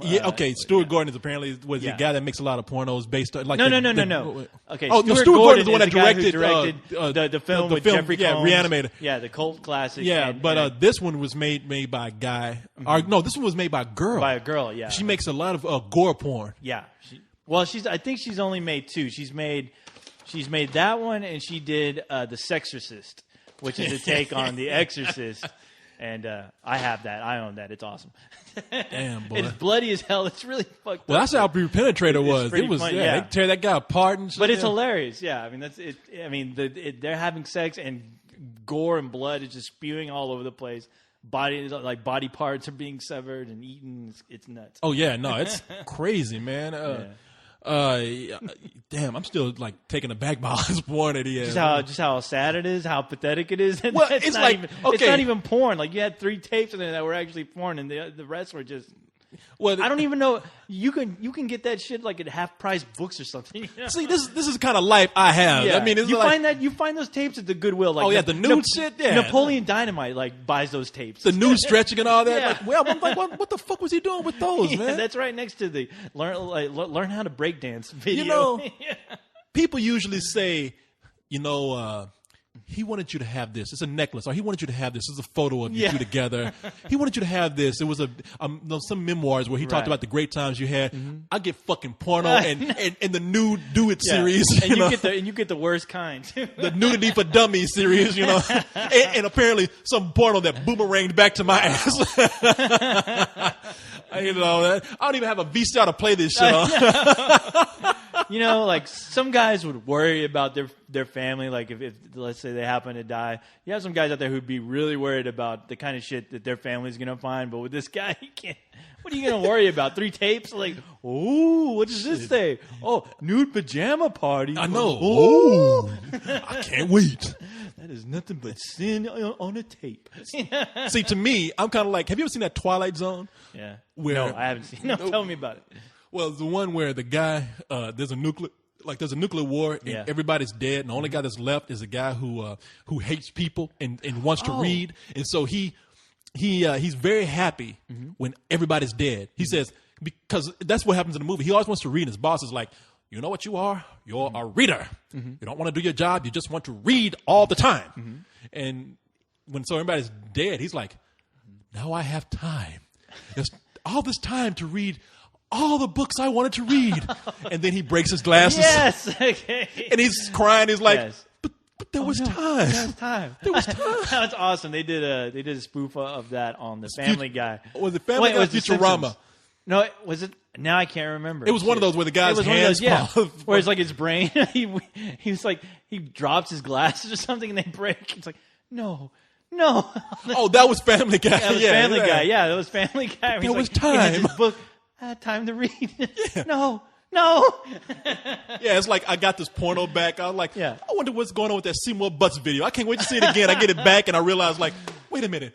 I've got no VCR. But there was time now. Yeah. It was time to jerk off to Seymour Butts. Yeah, those Seymour Butts tapes are terrible. It's like his point of view. It's like a guy actually holding a camera and, girls pleasuring him, but it's like his point of view where it's not, it's fucked up. It's like I got my hands already all greased up. I'm ready to pop it in. Someone like, no, wait a minute. There's just DVD players. No. Yeah, it's reality TV at its worst. No. Oh, Jesus man. Christ. Seymour Butts. Yeah, man. Yeah, his mom. I can see why they wanted that out. Really? His dad didn't. Albert's dad didn't want him. You can't exactly put that on the family shelf. Yeah, exactly. With the rest of the Disney videos. Like tonight, we were talking about Albert. His mom his stepmom had such fun memories of him. She's like, I miss Albert. Albert was so nice. Albert was so well behaved. He was clean, and now his dad's over thinking, I gotta get this shit out the fucking house, man. All this porno. He's like, I can't let her discover this shit. I can only imagine how awkward it was for you, when he told you that, okay, you're giving me this dude's porno, all right? Or I guess you didn't know at the time how sad it was, but I mean, he's giving me a bag. I really look. I'll admit to you. The fact that his son died, but the fact that those porns are not really not that good, not quality. not good. If I remember correctly, Sex Academy was fine. No, but tour de force. Yeah, the tour de force de porno. Yes. But I didn't look at him because honestly, like I knew we were going to be recording tonight. Right. So I said, something, I'm going to save this. I'm not going to even look in here. Right. Well, hey man, you had some gold on your hands right there with nude smoking for crying out loud. I know. nude cartooning and shit. And plus, in front of his dad, I don't want to go digging through that shit. Right. I knew his dad was just waiting for me. I would have opened it up right in front of him. Woo! Shit, what we got? All right, some of his home videos, awesome. Like nude smoking. I mean, can't you see like me yelling in front of his wife, like, right? Exactly. A Christmas orgy? Like, yeah. His wife's like, Stick it in. Send more butts. Yeah. God, this is fucking awesome, Pat. Thanks. Do me in the butthole. Awesome. Go cock. I love it. Part 3, that's my favorite. Okay, get on. His wife comes in. What you saying here? Did I hear orgy? Thanks for dinner. Yeah, have you guys watched this? You gotta watch this. You still got a VCR? Let's go inside. Yeah, let's dust That's off that one way. thing. Yeah, come on. Oh my God. His dad's like pissed at me. Get the fuck out of here. You gotta check out that nude smoking and tell me how it is. Now I'm curious. I'm not gonna sit up. Look, I'm not gonna even wait. That is you not gotta dust off. Hey, look, that let me tell you old ass something. fucking VHS. If I'm gonna watch something with nude girls in it, and it's supposed to tantalize me, I'm gonna watch hardcore shit. All right, I ain't watching like a girl smoking while she's I naked. swear to God, that could be the funniest thing ever. I mean, how many camera shots? Like, how long does that video have to be for you to get the idea that okay, all right, it's a chick smoking. Jesus, man. Now you know how long is that video? I want to know how long that damn thing is. Like, it's just her smoking. I was like, are you going to actually like just watch her smoke? Like a pack of cigarettes? I mean, is that even going to be 30 minutes? I mean, at least an hour? 2 hours? Because you know what you're doing? You sit up there waiting. It's like, okay, she's going to put it in somewhere. Right. What's she going to do with it? And she just sit there. Oh, no. It's like an hour later. Yeah. It's like, what's this bitch is just sitting up here smoking. She better do some tricks, like put it in her, have her vagina smoking or something. Yeah, that's what I'm saying. Bill Clinton better come in this video and stick it up her vagina. I mean, I don't want to see this. She just sit there smoking. She's smoking, yeah. And what's she doing with those ping pong balls? And watching like the new stretching. You're gonna expect him to do like some stretching, like she's gonna like take her legs and bend it over the back of her head. And you're not gonna get anything like that. She's gonna look like a goddamn pretzel. Yeah. That's entertainment. That's what the dudes want to see these days. It's a nude pretzel. Yeah. With salt. But you know what you're going to get. It's going to be her in these positions where you're not going to see anything but her nipples. That's it. Yeah. That's all. It's going to be bad lighting, terrible music. Yeah. You know, you got that dude on the saxophone. Yeah. It's annoying, too. It sound like goddamn Seinfeld soundtrack. You at that point, you wish Seinfeld would come in and like tell a joke. You're like, what the fuck is this, man? Oh my God. God damn. Well, man. that was fun. Yeah, it was very odd, very strange. Yeah, I ain't gonna even lie. You know, if I'm gonna find a VCR somewhere and watch this shit, because now you got me. Look, of course. Now, look, people, I'm not gonna even lie to you. Okay, look. The porno, the actual real Triple X porno, of course I want to see it, okay? I want to see it and I want to get off, all right? But as far as like, I don't want to watch the new smoking, but now you got me curious. Now you got me like, now I'm like, okay, now I got to watch this. What production goes into that, yeah. I got to watch this and know what it's about. Who thought of the idea, I got it. Yeah. Guys like new chicks. How about, guys like smoking too. Wait a minute. And it's not just smoking. Yeah. It's nude chicks smoking cigars. Cigars. Yeah, I'm not attracted to girls who smoke cigars. Because you know what's going to happen. Yeah. She's going, do you like what you see, baby? It's like a nude. It might as well be nude George Burns smoking a cigar. It ain't pretty. Let me tell you a joke. You definitely don't want to kiss that chick. So the other day, I was fucking this guy, right? Wow. You know that voice sounds like, man. Being in school with Albert, because that's how I met him. I met him in college. Albert looked like, meanwhile, Albert's looking at me and smiling right now. You got my fucking lame ass porno. He's looking at me somewhere like laughing his ass off. Son of a bitch. Yeah, it's not that bad. So you got the tapes. All right. You got to check out that nude smoking cigar shit. That have shit fun. Is good. Yeah, have fun, pal. It's hilarious. What was the other one? Nude. What was the other one? It was nude. You got it right there. Nude stretching. Yeah. So you have nude gym and nude. Why the fuck do I want to see a chick stretching? Like warming up to do something. Naked. Like it's like watching a chick warming up to do sex and she never goes through with it. And it looks like it's just one chick doing it too. So I don't know. Get that shit. Now I'm gonna watch all just because I got to see what goes on with them. And Albert bought it. You know, some guy printing that shit on VHS. He's like, man, who's gonna buy this shit? Damn. When I first, what's that? What'd you say? You know, there's a guy like making all those VHS tapes, looking at those boxes, going, who the fuck is going to buy this bullshit? And of course, Albert buys it. Yeah. Jesus Christ, man. That's hilarious. Albert was a character, though. But when I first met Albert, now Albert's Filipino. Mm-hmm. And when I first met Albert, Albert had a long-ass ponytail, a goatee, and he was wearing a shirt that said, La Raza. And everybody in class thought he was the gangbanger who did well and came out the hood and made it to college. Because everybody had in their mind like, oh, he's the one that got out of the life. Is this like back 1982 when wearing the Rasta shirts were considered threatening? No, this ain't that long ago where he's like wearing that shirt where it was like he wanted to catch up. You know, he really wanted to be Mexican, man. La Raza. Dangerous. Did you read his shirt? La Raza. Yeah. And he's Filipino. He's wearing a gold chain. Because we remember, like, because I think we even asked him, like, what shit, are you from, where you from? You from East LA or some shit? And he's like, no, man, I'm from Austin. I'm Filipino. Like, what? Huh?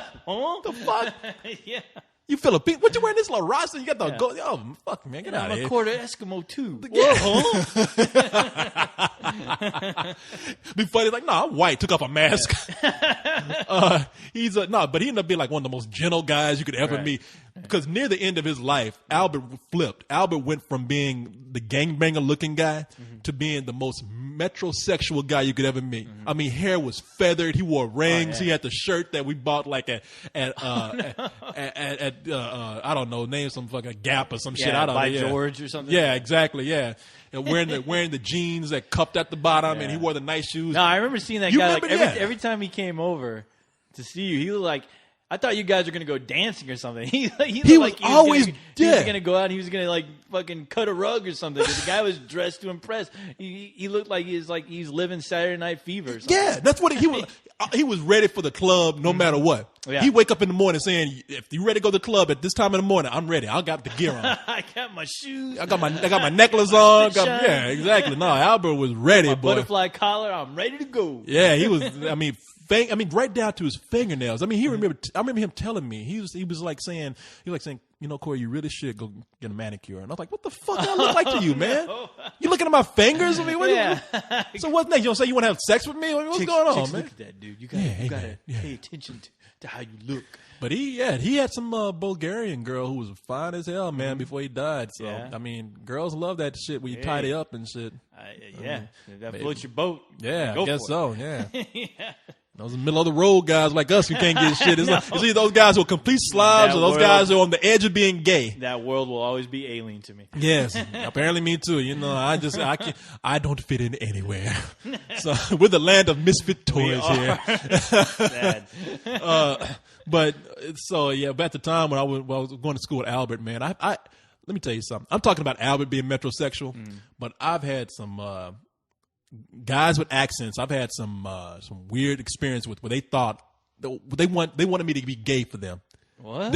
At the school, man, at the University of Texas, there was a guy, a janitor, named Rudy, and now you could ask Tim. You know Tim, right? Tim was always making fun of me. Now every now and then you hear Tim say, "Hey, Corey, my friend, how are you?" He got that from Rudy the janitor because Rudy the janitor. I don't know why he took a liking to me. He's like. Yeah. Corey, my friend, how are you today? Yeah, good to see you, Corey. How are you? Yeah. And so one day he's like, Corey, you come meet with me one day. You know, I get lonely. I get lonely sometimes. Shit. I was like, okay. I said, this is kind of weird, but I'm a nice. I mean, I know people say I'm really nice to guys who. Yeah, you are. I'm nice to people in general, and sometimes it gets crazy. Nice. Yeah. So Rudy the janitor was like, you get some real fucking crazy people. Yeah, everyone knows that. Everybody knows that. Rudy the janitor is talking about, come meet with me, Corey. You know, so I go to his place, and I couldn't tell. Yeah. I could not tell what was going on. Did he grab your ass? No. Okay. No, but when I went over there, he was dressed up in his tank top. He had his necklace on. He had his, he had his pants. He was all cleaned up and everything. We sat and ate, and then we watched some television. He was watching all these action films where guys were like shirtless and shit. And I was just like, I would probably never know because Rudy, for all I know, could be dead right now. But I got a vibe that Rudy was into guys, was into boys. You know, and did you get that vibe after or before he kissed you? Oh, after. Wait a minute! Oh. Damn. You woke up. You woke up on the floor with your pants down and blood was coming out of your ass. You're like, oh, what happened? Oh, not again. I gotta quit hanging out with this dude. Yeah, exactly. Too wild. What did you put in that spaghetti? I thought we were going dancing. I know, exactly. Like I eat the spaghetti. I'm looking at him. It's getting all blurry. Rudy, why is the spaghetti so tangy? Yeah. Corey, can you hear me? And all of a sudden, I'm like, oh. You got to watch out, man. You got to be careful, Corey. I wake up later that night. I'm in bed with him. Corey, my friend, are you okay? Yeah. No, I'm not okay. You fucking raped me. Realize you're in somebody's crotch. You've crossed over to Corey. No, but that's funny. I'm lonely. It's funny you say that. There's a guy I used to know. This place I used to frequent a lot. And this guy, he used to come out, and I knew he had like a wife and kids, right? But he's like, hey, this sounds good. Co-host, we need to hang out sometime. We ought to go shoot pool or something. And I'm like, yeah, you seem like a cool guy. Yeah, why not? I need a pool ball. You can be it. Somebody I knew who worked at the place came to me. He's like, "Do you tell that dude you're gonna go play pool with him or something?" I was like, yeah. He's like, you know, he's like, you know, he swings that way, right? And I was like, what are you talking about? He's like, he's gay. And he loves machines. No, he's not. I was like, no, he's not. He has a wife and like 2 kids. He's like, that don't mean nothing. No. And I was like, what? No, that don't mean nothing. You know that. Yeah. And it wasn't until like, you know, you start to realize that there are a few guys out there like that have the whole family but are living the big lie, and it's weird. I mean, it's weird. I mean, the guy's a cool guy. I'm sure he had no. I pray to God he had no ulterior motive, but yeah, I was like, you know what? It started because I started to see just how he started to act after a while, and I was like, okay, now I see it. But I was just so oblivious to it because you know, you being a cool guy or whatever, you're hanging out, but. I never went and played pool with him. I like the way you say he's a cool guy, but I didn't play pool with that motherfucker. I didn't play pool. No, he ain't that goddamn cool. We just we never got to that point. But it is strange though. I mean, because you start. I mean, and that's when you start. You know, you meet people and you start assuming things. I mean, and that was one of those moments where I'm like, wow. You know, there are a lot of people like him that I guess are still in the closet. But they have like families. And, well, it's sad, man, because you know why they get families. Like, you don't know if they're happy or not, like living that lie. But you know, I don't know. But I say some people they might be happy, just the risk maybe, or the fact that they can live 2 lives. Right. Maybe living a lie affords them something else, and they don't mind that. But a lot of times, I'm willing to say you have to be miserable, man. Oh yeah. I mean, you can't be who you are. You got to marry somebody that you probably don't love. Meanwhile, there's somebody out there who you know you could be with, but because now you are deep rooted in a family, you can't do it. It's sad, man. Which is why I always say that gay people are not made, man. All right, they're born that way. Okay, I you go through a lot of miserable shit. Okay, yeah. But you know, the thing is, like, I almost wanted to like slap the guy and go, dude, what the hell are you doing living this lie? You know, this isn't you. It's like, and I don't even know you. I don't even know who you are now after I just heard from Queen Bee over here. And the guy who told me he was flaming, he's a big flaming black dude, but they called him Queen Latifah at this place I used to. But he was funny as hell. I tell you what though, he So what gay club were you hanging out in? No, this was at a restaurant I used to frequent. But the thing is that and I knew a lot of hot girls that worked there, and so I went to a few parties, so I got to know these people. And the funny thing is that we were talking about Godzilla. I was like, at the time, I was like hardcore watching Godzilla all the time, and he had a tape that I wanted to see, Godzilla Mothra. So he's like, I got that on VHS. I was like, really? All right, let me borrow it, dude. So I see him the next day. He brings the tape. He lets me. I take it home, right? Mm-hmm. I'm sitting down. I'm watching Godzilla vs. Mothra, and I'm like, awesome, you know. And a cock pops up in the middle of it, dude. Are you serious? No. Okay, that doesn't happen. Thank God. All right, but like, he recorded it from TV, right? So of course, when the movie ends, like I'm turning on the lights or doing something, and the video, you know, it comes. You see like the snow, and then it clicks back on. And he recorded, I guess it's like a Mr. Universe contest or something. Where all these guys are like, you know, all these like fucking big bulky guys are like doing poses and stuff. And I was like, I see that on the TV and I'm like, oh my God. Oh my God. what was I thinking borrowing this tape? I was like, so I immediately stopped it. I mean, it was an innocent, ESPN bodybuilders competition, but he had it on tape, and at the same time, I was like, this guy's DNA is on this fucking tape. Yeah, somewhere, yeah. And I'm like, You got, like they had nude stretching in here. You got nude bodybuilding for men. I gave it back, and I pretended like I didn't even see that. And I was like, here you go, buddy. Now, you know when he got it back. That was the last time I borrowed anything from that guy. Now, you know when he got it back, he was like, oh, shit. Right. I didn't rewind the tape. I was not kind, and I did not rewind. So I just left it there so he knew. So he knows, okay, yeah, that's what you. Yeah, I know a little too much about you already. You and your homophobic self. You probably you recorded yourself in the middle of it, faggot, and then went off again. I recorded nothing but breast shots. I spliced in the nude smoking cigar. I would train you. Yeah. No, man, look, we're joking. Like I said, we always got to say we had nothing against gay people. No. It's funny. I talked to them. We got to like this a was bunch years ago too, but years ago. It's funny because now we got to the point where we can make fun of all races. Now it's the gay people who are sensitive, which I don't blame them. Gay people going through a lot of shit right now. So, hey, I'm gonna tell you, you ain't getting let off the hook either. We're gonna talk about your ass just like everybody else. But as much as you black people complain, you have nothing to complain about as far as those gay people are concerned. Those guys are still having their rights taken away from them constantly on a daily basis. What are you looking at me? What am I? Because you're black. You're not Chinese. Who else am I going to look at in here? Oh, good point. You ain't got no back to talk to. What the hell? Well, the you black people. Yeah. Well, the microphone is blacker than me. Microphones, yeah. What are you talking about? You want to go black? That's blacker than I am. No, I ain't talking, man. I've had so many experiences where gay people have hit on me and I haven't gotten pissed. I've been friends. I mean, it's been in my house. Normally, in situations where people would have got up and punched somebody or ran out or kicked somebody, I stayed cool. There was and Tim also makes me fun about this. Every now and then you hear Tim say this. Oh, wait. Speaking of which, man, guess who this is?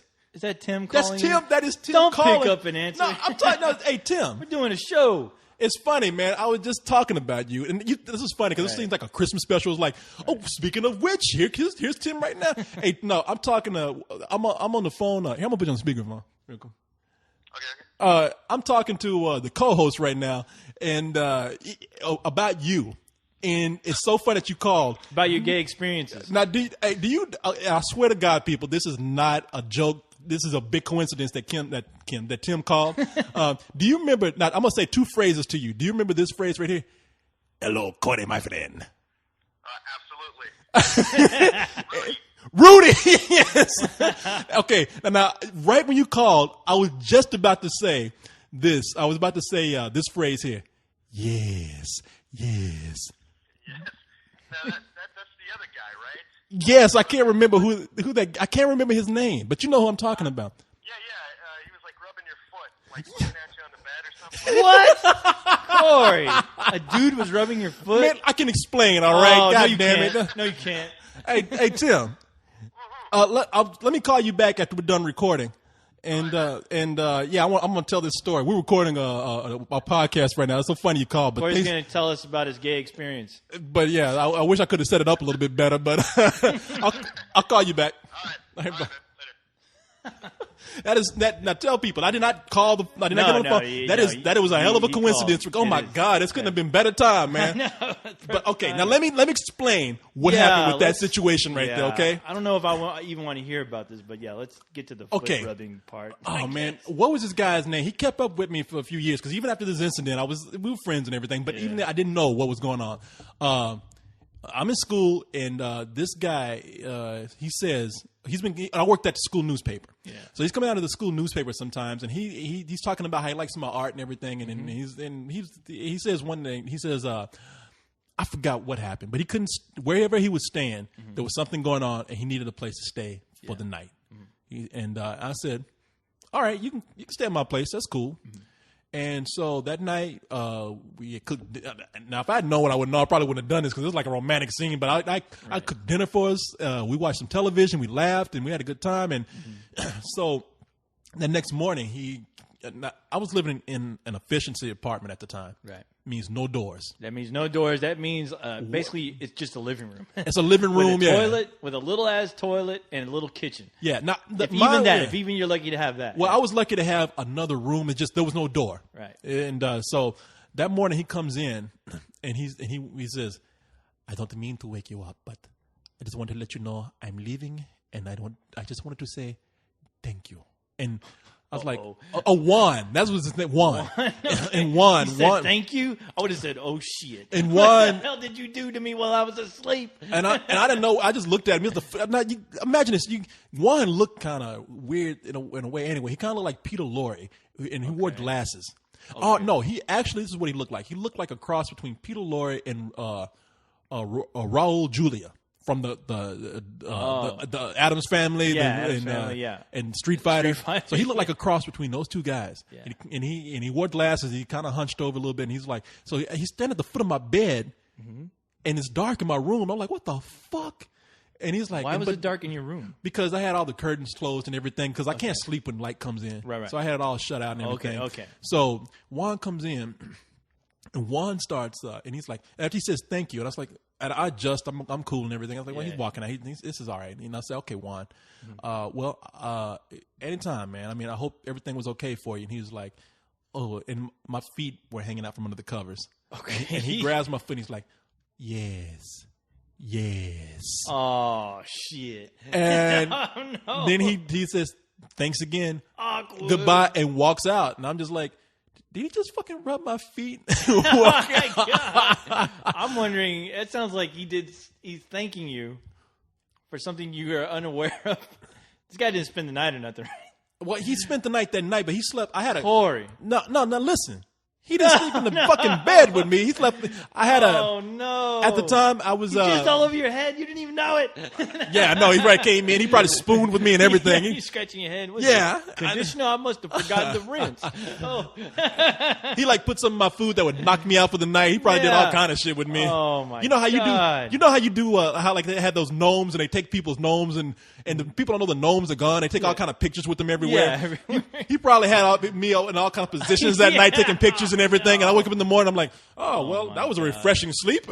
Oh yes, my God. Yes. They're on takenadvantageof.com. Oh my God. StupidSleepingBitches.com. That would have scared the shit out of me.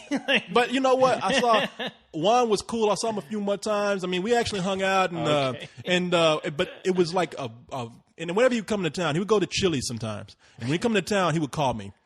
Yeah. Now, we're out drinking one night with some other friends that he knew from college, too, and some other people he took advantage of in their sleep. No, he was while drinking. Hanging out with the guy. Yeah, we're still, man, look, he was in. Well, I mean, I'm sure, but I would have said, hey, what did that mean? Why were you thanking me? Well, that's what I asked him. I said, you asked him. I got a little tipsy, and I said, Juan, I said, I got to ask you something. After all these years, it was never brought up, but there was that incident.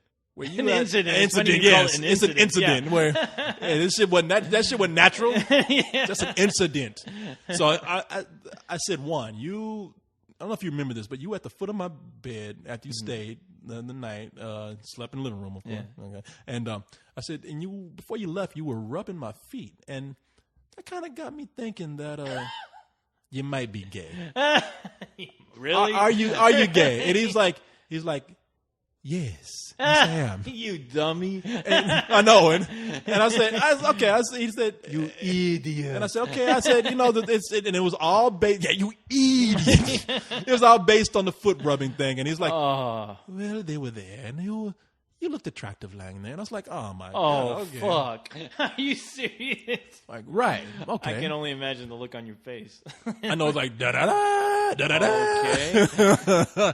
Okay. Wow. So I just left it at that, man. And look, I had nothing against the guy. It's not like he jumped in bed and like put his hand in my mouth and like, take this motherfucker. You know, see, that's what guys like that, they need to be careful, because like shit like that gets a lot of people. You hear crazy stories. Like there was a guy on like one of those talk shows where he came out and he confessed to his friend that, he was gay. Oh, Jenny Jones. Yeah, and on the Jenny Jones, the guy ends up fucking getting killed. But that's not that guy's fault. He confessed to his friend that he's gay. He didn't do anything to that guy. He's not wrong for him to be gay. Exactly my point. He didn't do a goddamn thing. But in this incident, thank God you're not crazy. But that's scary. That it's like, I don't know. I always think you still have to have some common sense, regardless of if you're gay or not.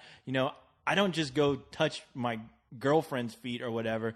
It's somebody who I'm just friends with, have nothing real, like start to massage her feet, like, and thinking, I just felt like massaging your feet because you look so sexy hanging out there, and that's kind of it's weird. It's weird. It is weird. Yeah, no, and I have to admit, I mean, I took it well because let's face it. What are you gonna do? I mean, honestly, look, what can you do? First of all, I'm thinking the guy. I'm bigger than he is. If anything happened, I could easily get up and just beat the shit out of him if I wanted to. I mean, that's the furthest thing I'm thinking though. Right. I'm not thinking that. Right. The other thing I'm thinking, sitting there thinking like, okay, he's rubbing my feet, but when he left, I was like, okay, I really, and this is one of those first times I said I really know what it's like to have girls be in that situation. Because something like that happened to me. Oh, yeah, it's awkward, yeah. I mean, something like that happened to me when I was 16, and I said then, I was like, that was a weird situation, and I know what it's like for girls to be caught up in incidents like this, where you just don't know what to do. I mean, now, I'm bigger than that guy, but imagine you're a girl who, a guy's there. That's what's so scary about date rape. You're there, and a guy who's bigger than you, he can overpower you. You got to figure out how scared girls must be. No wonder girls are so fucking nuts when they're around you because they don't know what to do. I feel for women all over because that's a shitty position to be in. I mean, you don't know what guys are capable of, and of course, the majority of the time, the guys can overpower a girl at any moment, and it's scary to think about. Being in a situation like that where you could easily get taken advantage of because it happens all the goddamn time. It happens all the time, yeah. And I'm just thinking, I mean, I really do realize now. I mean, I realized this early on. Like I said, I realized when I was 16, but you need a reminder. And I mean, I've had several. I remember, I won't even go into detail with this, but I remember hanging around a guy, and for a long time, he saw me hanging around with girls, and I don't know what got into his mind. I mean, he just predicted that I'm going to make his ass want me. There's something he's not in touch with him being gay, and he's because one night we were hanging out, and he just said, "Hey man, dude, you're like a target." I know, it really is. It's weird. That night, I'm not gonna even say the name of this guy, but all I remember is that everybody said he had the cleanest socks, and everybody said you could tell by his socks. I'm like, well, that's crazy, but But anyway. That night, that I was hanging out with that guy, and he started talking in ways where I was like, because I was supposed to meet him at his place, and we were supposed to go hang out. Right. I got to his place. He didn't want to leave. He wanted to stay there, drink. He started sitting kind of close, and I said, I'm not going to say the name, but I said, hey, man, are you kind of hitting on me? And he gave that whole thing back where it might as well have been a yes, because he's like, right. Well, what if I am?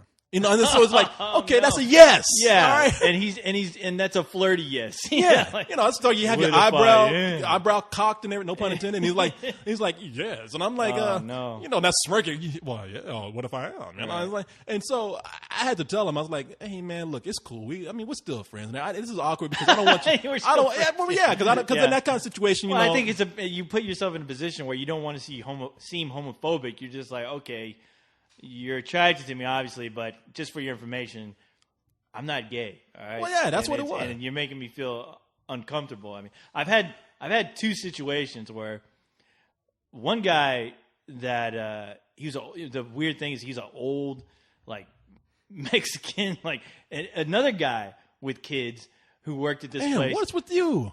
Okay, I'm a target. Well, it's only been twice I can say, but this guy fucking like he just turned around, he looked at me, and he gave me like this weird like I want you look, and then he grabbed me. He just said, I'm gonna take this. He grabbed my parts. He just grabbed it real quick, and I pushed. I didn't shove him, but I nudged him. I nudged him back, and I looked at him, and I'm like, dude. I sort of know you. I'm working with you today because I took on a job, and I've been around that guy for. Well, I'll set it up real quick. I've been around this guy for about close to a year, and he had a family and everything. But you could tell there was some like flamboyant, things about him, and you're just like, okay, this probably is one of those another guy who has a family, but he probably hits the gay bars after work. So anyway. But the guy was always bitchy. He was always bitching about everything. And a lot of times he made me laugh just because he bitched so much. And he was funny when he did because he's a short little Mexican guy. But one time he's like, oh, I bet you get all the girls, don't you? Oh, I bet. And I was just like, what? Where's all this come from? He's like, I bet the girls love to touch you. And then he just fucking grabbed me. And I pushed him back. And I was like, look, dude, I work with you. I know you. you're putting me in an awkward position because honestly, I don't want to end up beating the shit out of you because, that's fucked up what you did. You don't do that to anyone, I wouldn't do that to a girl. That's just fucked up. You're asking for trouble. That's the kind of shit where girls will cry sexual harassment at work and you get your ass But the fired. thing is like, I don't know if he was fucked up. I couldn't tell if he was fucked up, drunk, or what. He looked kind of out of it. Probably. So, I mean, I was like, look, I told him, look, dude, just don't ever do that again, or I will get your ass in trouble. And I know you got a family and everything. Because I told him, I was like, I know you got little kids. I know you got a wife. And I don't want the shit to hit the fan because you're doing something stupid. So next time, don't ever touch people like that ever again, and just stay away from me today, okay? Because you've already crossed the line that I don't let anybody touch. I don't let girls touch me unless I want them to. Yeah, and, I got my boundaries, and I just told them, like, just get your fucking ass back to work. Don't look at me, just work. And I went on with my day, but it was. And you're like, good day. It felt it. I mean, you feel fucking violated, and you're like, hey, what the fuck? Yeah, that's how how girls cool. feel, man. Yeah, exactly. And I'm like, wow, I mean, I can only imagine, but yeah, you know how it is. I mean, a lot of guys. I think every guy should have a situation like that. Because then you would know how it feels for a woman to feel that way. Yeah, it's true. And like the second time was actually it was the same. Okay, it was the same guy who let me borrow. It was the guy who let me borrow the tape because he had a Godzilla versus the Queen Latifah. new bodybuilding. I called him Queen Latifah. The thing is, like, he used to like to tell me. I used to laugh because he used to love telling me about his problems with his boyfriend. He would unload sometimes, and he was a funny guy, so I let him just talk and I listened. And I try to treat it like a normal situation. Like whenever he told me about a situation, I try to put in the same mindset as if your friend was telling you about he was having problems with his girlfriend. So I'm like, I'll listen. If he wants some advice, I'll tell him what to do. And I was like, that sucks, dude. Just like maybe you guys just need some time apart from each other. It sounds like you guys need a break. And he's like, thanks, co-host. You know what, co-host?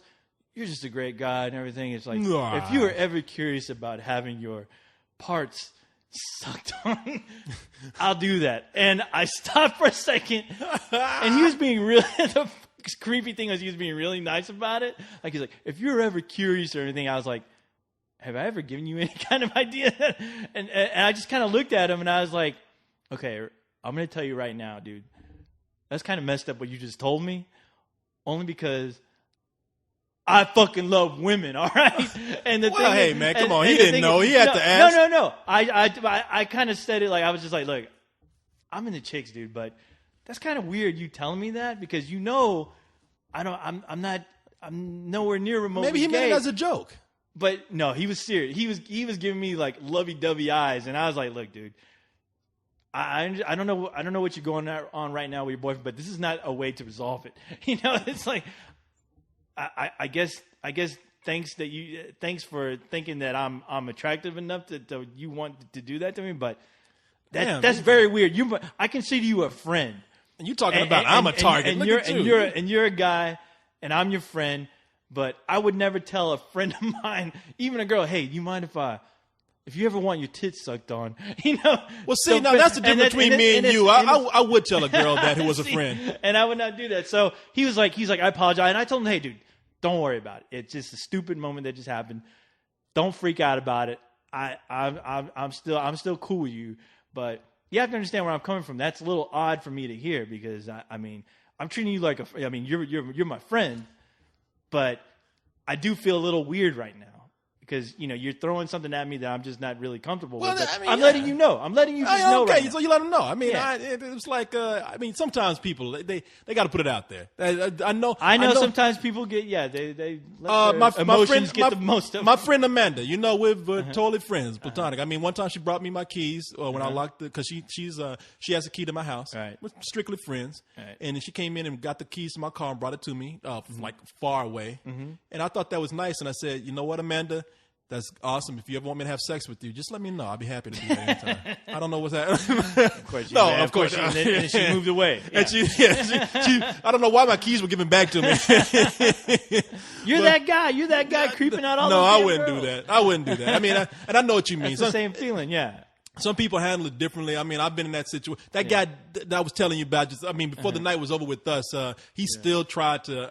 I guess sometimes maybe you have to be that forceful.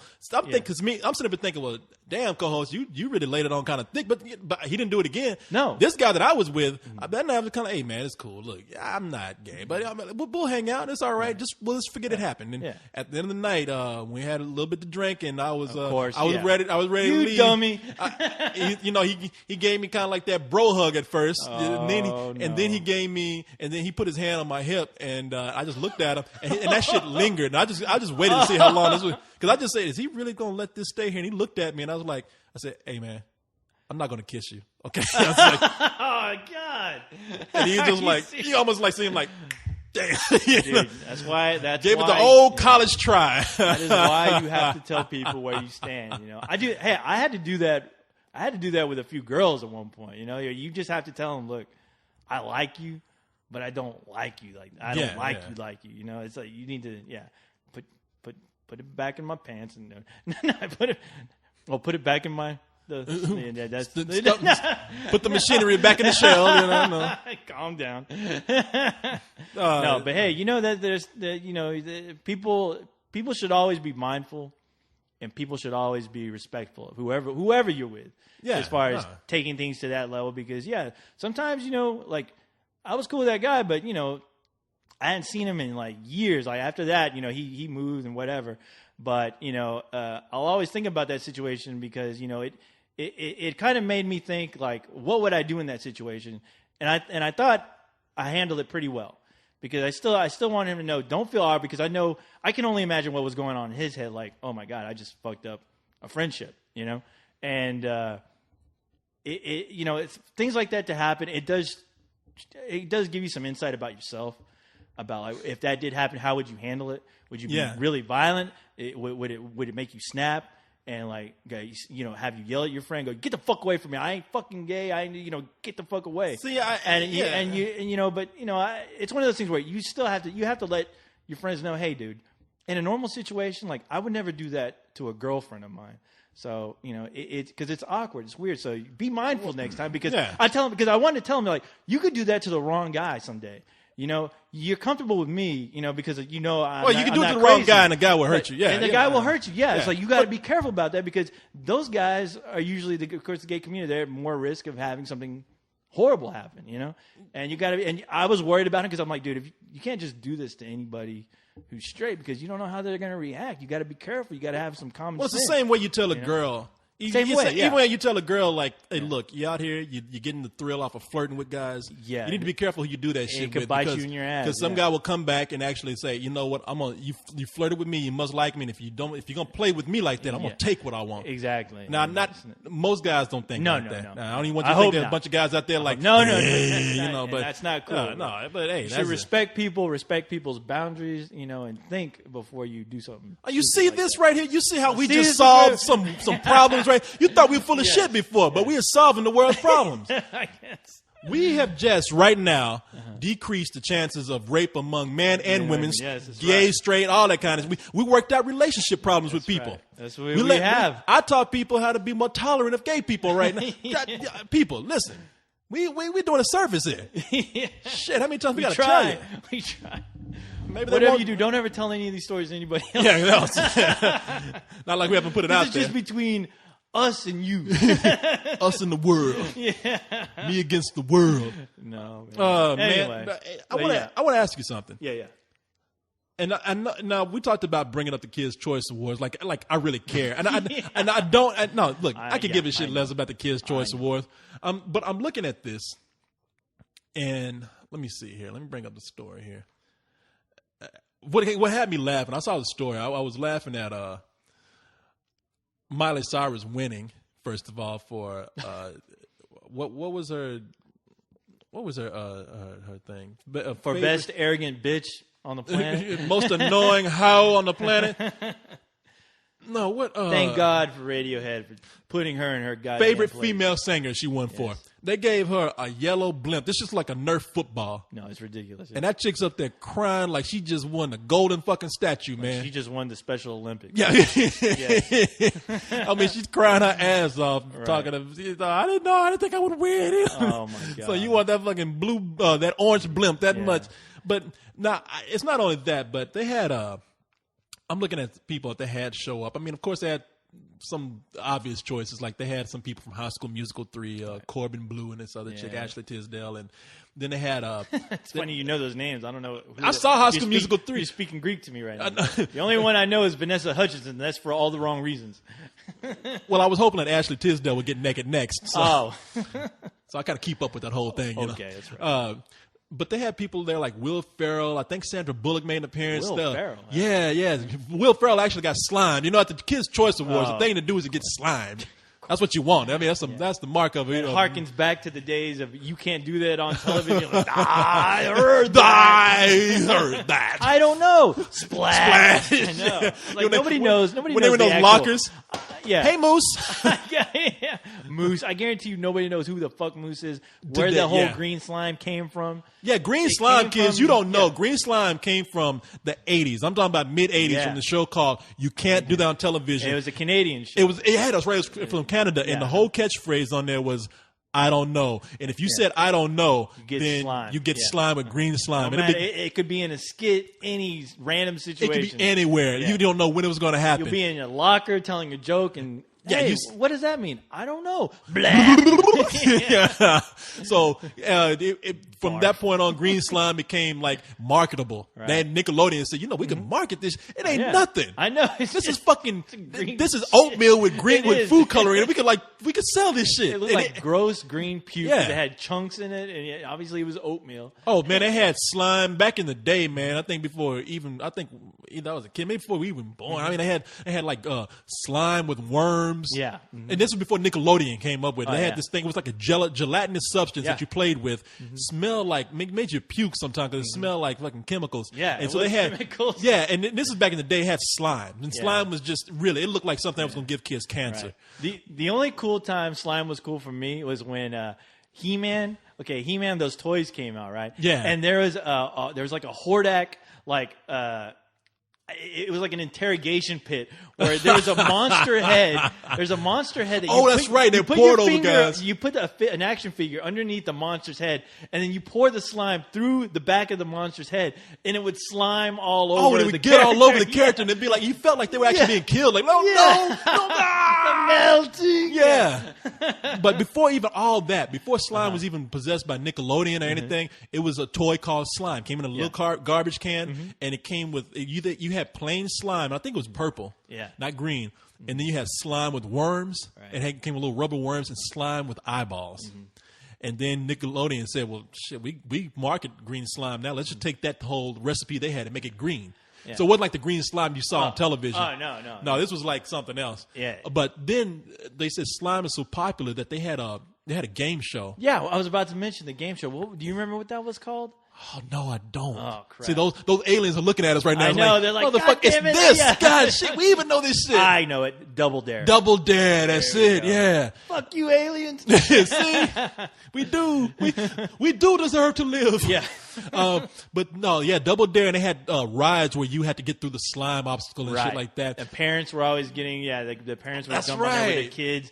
And they'd get slimed, and of course the kids will laugh. Yeah, I got you, Mom. That's why I'm gonna whoop your ass when we get home, little motherfucker. But then they had the Kids' Choice Awards where they got people on there. So you getting people getting slimed, like Will Ferrell's getting slimed on some slide or something. Right. But they're getting people to come to these things. I mean, they get like Will Smith showed up at one of these award ceremonies. Did he get slimed? I think he got slimed. I want to say Tom Cruise. Did he get slimed? Tom Cruise. They get stars to show up at like these real stars. Yeah.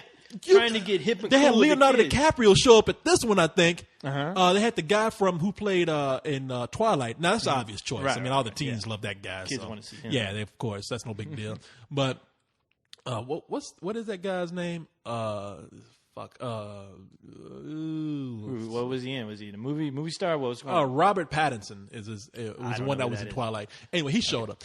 Why am I even trying to remember that movie? But so he's gonna be a big star, man. So does that tell you how anybody can just start an award show? Mm-hmm. I mean, we talk about the Academy Awards. I mean, the big thing about the Academy Awards is that you have stars showing up. Yeah. So now you got the Kids' Choice Awards, and you got fucking stars showing up playing in fucking slime. But you know what? That's more. Obviously that's more of a marketing decision as far as somebody marketing who they are. And of course, you got to market yourself to the younger generation because there's a good chance they don't know who the fuck you are or they don't care. You know, and you're trying to appeal to them to where you can get them to come and see your goddamn movies before you're ancient and people forget about you. So that's the only way it made sense to me because I'm like, these kids don't know who the fuck, probably Tom Cruise or Will Ferrell at some point. You know, it's like watching Scooby Doo when they used to have all those guest stars like Don Knotts. Like your dad's. Your parents' celebrities that they know, and you have no clue who the fuck. Yeah, who the fuck? Oh they are. Back in the day, they would have Scooby Doo meets Don Knotts, or Scooby Doo meets who's the guy that played Get Smart. Oh damn it! Don't do that to me. I can't remember his name. I'm thinking about the character Max. Maxwell Smart. But anyway, they had whoever that guy. They had Scooby Doo meets Maxwell Smart. Right. Scooby Doo meets Phyllis Diller. You know, the only special guest star I ever knew was Batman and Robin. Yeah, they pop up. They even had them meet Scooby Doo meets Sandy Duncan, and it's like, who the fuck is it? Even kids back then were like, who the fuck is Sandy Duncan to come on this shit? Scooby Doo meets Sonny and Cher. You know, you could never tell. It's like when I was young watching, I was like, who the fuck is that? I'm just that just goes to show you just how much of a marketing ploy award ceremonies are. I mean, I'm not really saying shit to people that they don't know. Right. But I mean, I really was surprised now that the caliber of people that they have coming on to the Kids' Choice Awards. Mm-hmm. Shit, I mean, hey, look, I ain't criticizing. You give me one of them, I'll take anything. Right. Give me one of them fucking orange blimps. I'll be crying my ass off too. Right. Thank you, you little motherfuckers. Thank you. Get my ass off stage. Oh, you God. Sons of bitches. You like they would kick me off. They would never have me on a Kids thing again. See, you little motherfuckers out there, you know what's real. Thank you. Get right. They would not only just slime me, but they would open my mouth and choke me with it. If I got slimed, I'd just stage dive like right into all those goddamn kids and just roll around like disgusting. All right, man. We are at the next hour point. Damn, how does time fly when we do this shit, man? I don't know. We talk about the craziest crap. We do talk about some of the craziest shit. But I don't want to forget to tell people I saw the Watchmen, the Tales of the Black Freighter. Yeah. Let's tell you what. Let's do what you got to do. Let's read that. Yes. And then let's go do some email. All right. Or not read that. Let's talk about that. We'll talk about that. Read some email. And then boom. Then that'll be it. End of the show. All right. All right, we're going to jump right into it. By the way, we're back. We are back. Yes, back and because we gotta get some email. And Carlisle's going to be here in a little while. But so you saw Tales from the Black Freighter. I did, and I'll make it real quick. The animated portion of the Black Freighter, it was fun. It was fun to watch. If you read it, I mean, it's that. And this is the part from Watchmen. It's the pirate story. It's the pirate story. That is that a character is reading within Watchmen. Yeah, he's reading the story within the Watchmen. It's the comic book within the comic book, and it's basically a tale of a guy who gets attacked by this mysterious ship called the Black Freighter, and the guy basically gets stranded out in the middle of the ocean. But he knows that the Black Freighter is heading towards his hometown, and he has to try to get there in time to warn him. So through his journey, he basically starts to see like the crazy shit, and it turns him into something he's afraid makes him go mad. Yeah, he makes him go crazy. It was well animated. The animation sort of reminded me of like the earlier Spawn. Spawn the series. It reminded me of that sort of animation where it was good. But the best thing about that DVD, even though it is called Tales from the Black Freighter, is it also contains a faux documentary with basically dealing with the book of the original Night Owl. basically, it's a shot. And Night Owl is a character from Night Owl, the character from it's called Under the Hood. Night Owl, the old Night Owl, the original Night Owl. Not the young Night Owl. Yeah, the older Night Owl. It's about his book, Under the Hood, and where he talks about his whole experience about being with the Minutemen.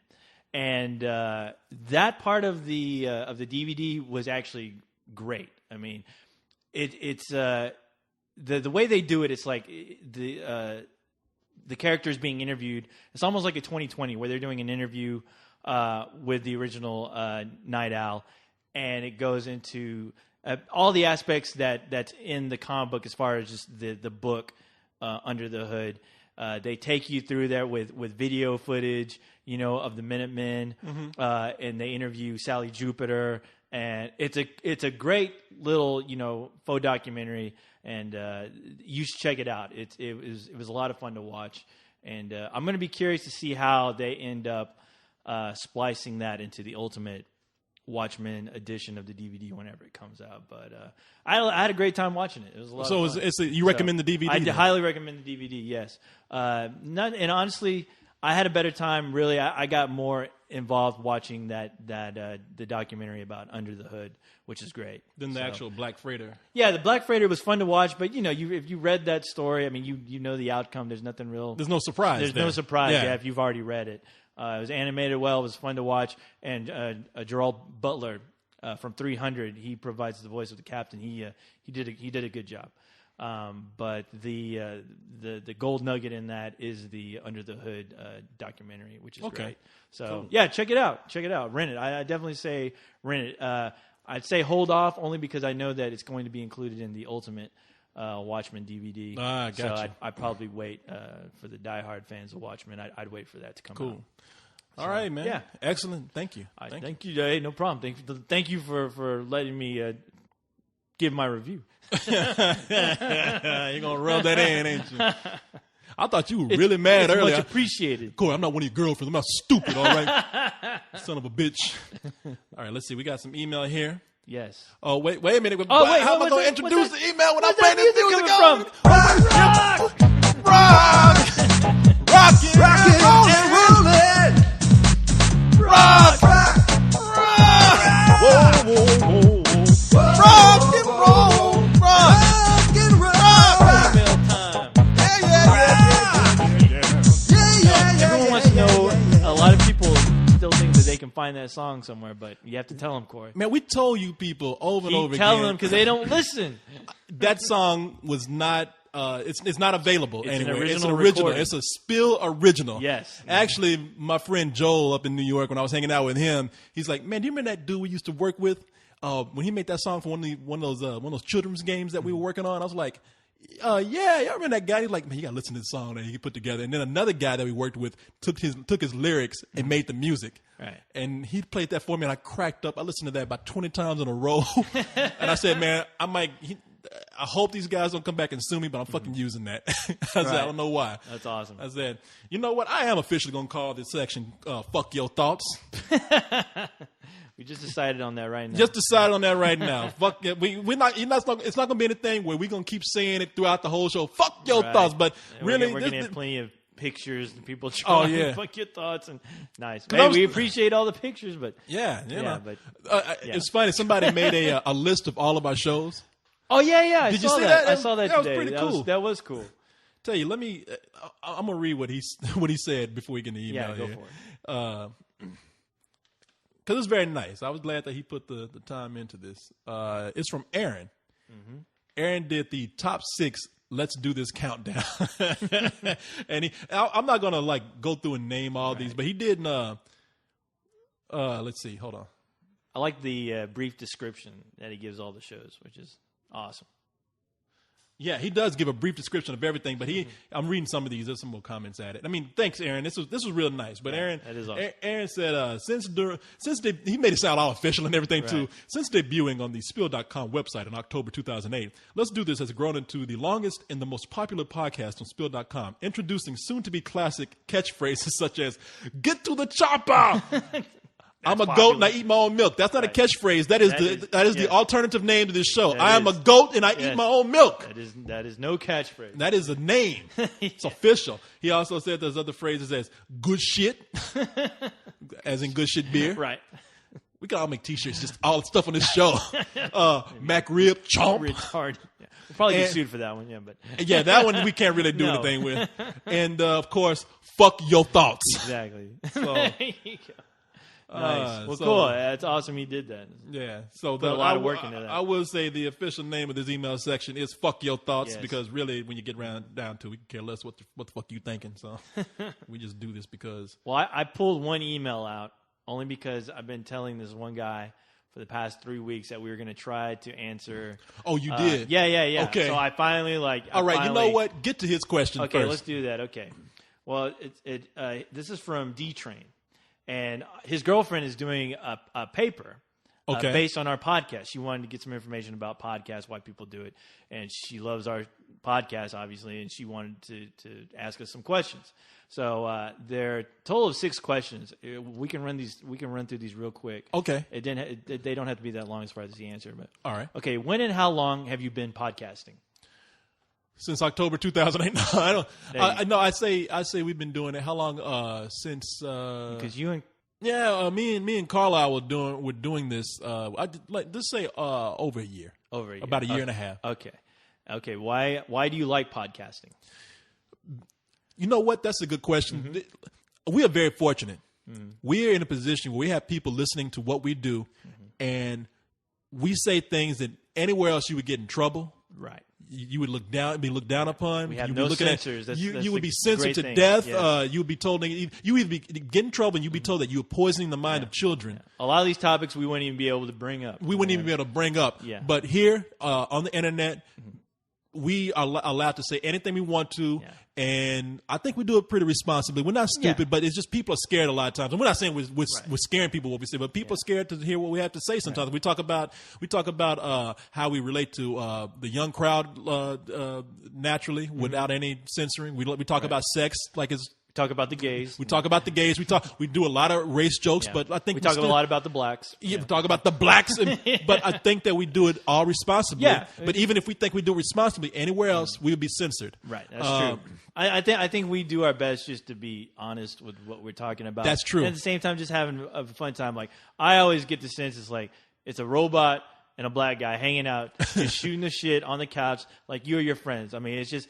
It'd be no different if somebody took a tape recorder and just started recording the conversations that you and your friends had. That's what I love about the show, that we can just do that. You know? And podcasting, that says that you do it online. Mm-hmm. On the internet, you have all the freedom to do that. Right. And people, we are in a very fortunate position to be able to say whatever we want to say and get paid for it. Yeah. And just be in a realm where nobody is really holding us back. Right. I feel very lucky to have this opportunity because this is a rare opportunity to do something like this. To where you can have people from all over the world listen to it, and the icing on the cake is knowing that somebody out there enjoys the hell out of it. Oh, you know what? That's you hit on a major key point there. Not only we have everything going for us, we're uncensored, we get paid for it, and not only is our audience. Do we have an audience? But we have an audience worldwide. Oh yeah, that's really important thing right there. It's an audience just with people of all different races, creeds, kinds, sexuality, everything. And if you get a little something, if you get a little laugh every now and then, our job is accomplished. That's exactly. We're here to bring knowledge and to bring laughter to the universe. To the universe. Yes. No, we're in a very lucky position, people, and that's why podcasting is great. Honored. So I hope the internet keeps on being uncensored. Yeah. Okay. The third one: is it a hobby or is it a business? It's both. Well, no, both. You know what? It is a business. I'm not gonna lie to you. As people know right now, and this isn't me. Don't put it out there. Right. I'm telling people from my viewpoint because I'm the one that has to manage a lot of this stuff. And you do get to a point where it is a business. And where it was a hobby before and you had fun, and we still are having fun. And sometimes when relationships get strained, money gets involved, somebody is being told to do something and there's resistance. And I mean, no doubt it is a business. It is a business. But it did start out as a hobby. And what we want to do is within a business, keep the feeling of this being a hobby. So Just have fun with it. Yeah, we look at it as a hobby that we are fortunate enough to get paid for. Right. And we actually, once essence, again, it's something we enjoy to do. I mean, but have no doubt, it is a business. It is a business. We got to get paid. Yeah, that's the main thing. Corey has to get paid. If I get paid a quarter. Yeah. Corey gets, well, if you don't get that quarter, you're going to bitch about it. Just take his checkbook and go to town on it. Okay, the fourth question. Why did you choose to podcast about movies and movie reviews? Well, if anybody knows the history of this, we started out doing an access television show that was movie reviews. Right. We transitioned into doing a website, got lucky enough to be able to have that picked up by someone who took an interest in it. Mm-hmm. And therefore, from that point, we said, well, it's only natural that we start doing podcasts about movies. But if you listen to this podcast, it really is it's not that much. No, it's about anything we want to talk about. Yeah, I mean, that's the other beauty we have. Movies, we're talking about Total Recalls. Anything that we just feel that it's interesting to us, and hopefully it's interesting to somebody else. That, we'll just talk about it, shoot the shit about it. Yeah, you might hear a vehicle going by outside. They're doing construction and shit. So sorry, people. Okay, Spaceship how long? Landing. Okay, here is the fifth one. Okay, how long have you guys been friends? And I will say this because I actually I researched this. The first time I met you was in '96. Really? For Executive Decision. That was the first movie that I took you to? saw.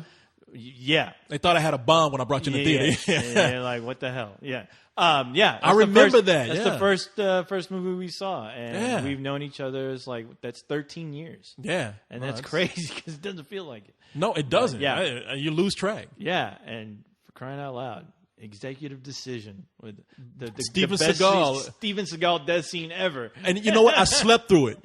Yeah, you did. I missed that part. I woke up and when we left the movie, I said, well, wait a minute. Wasn't Steven Seagal in that movie? Like, he died, you son of a bitch. He's dead, you dummy. Yeah.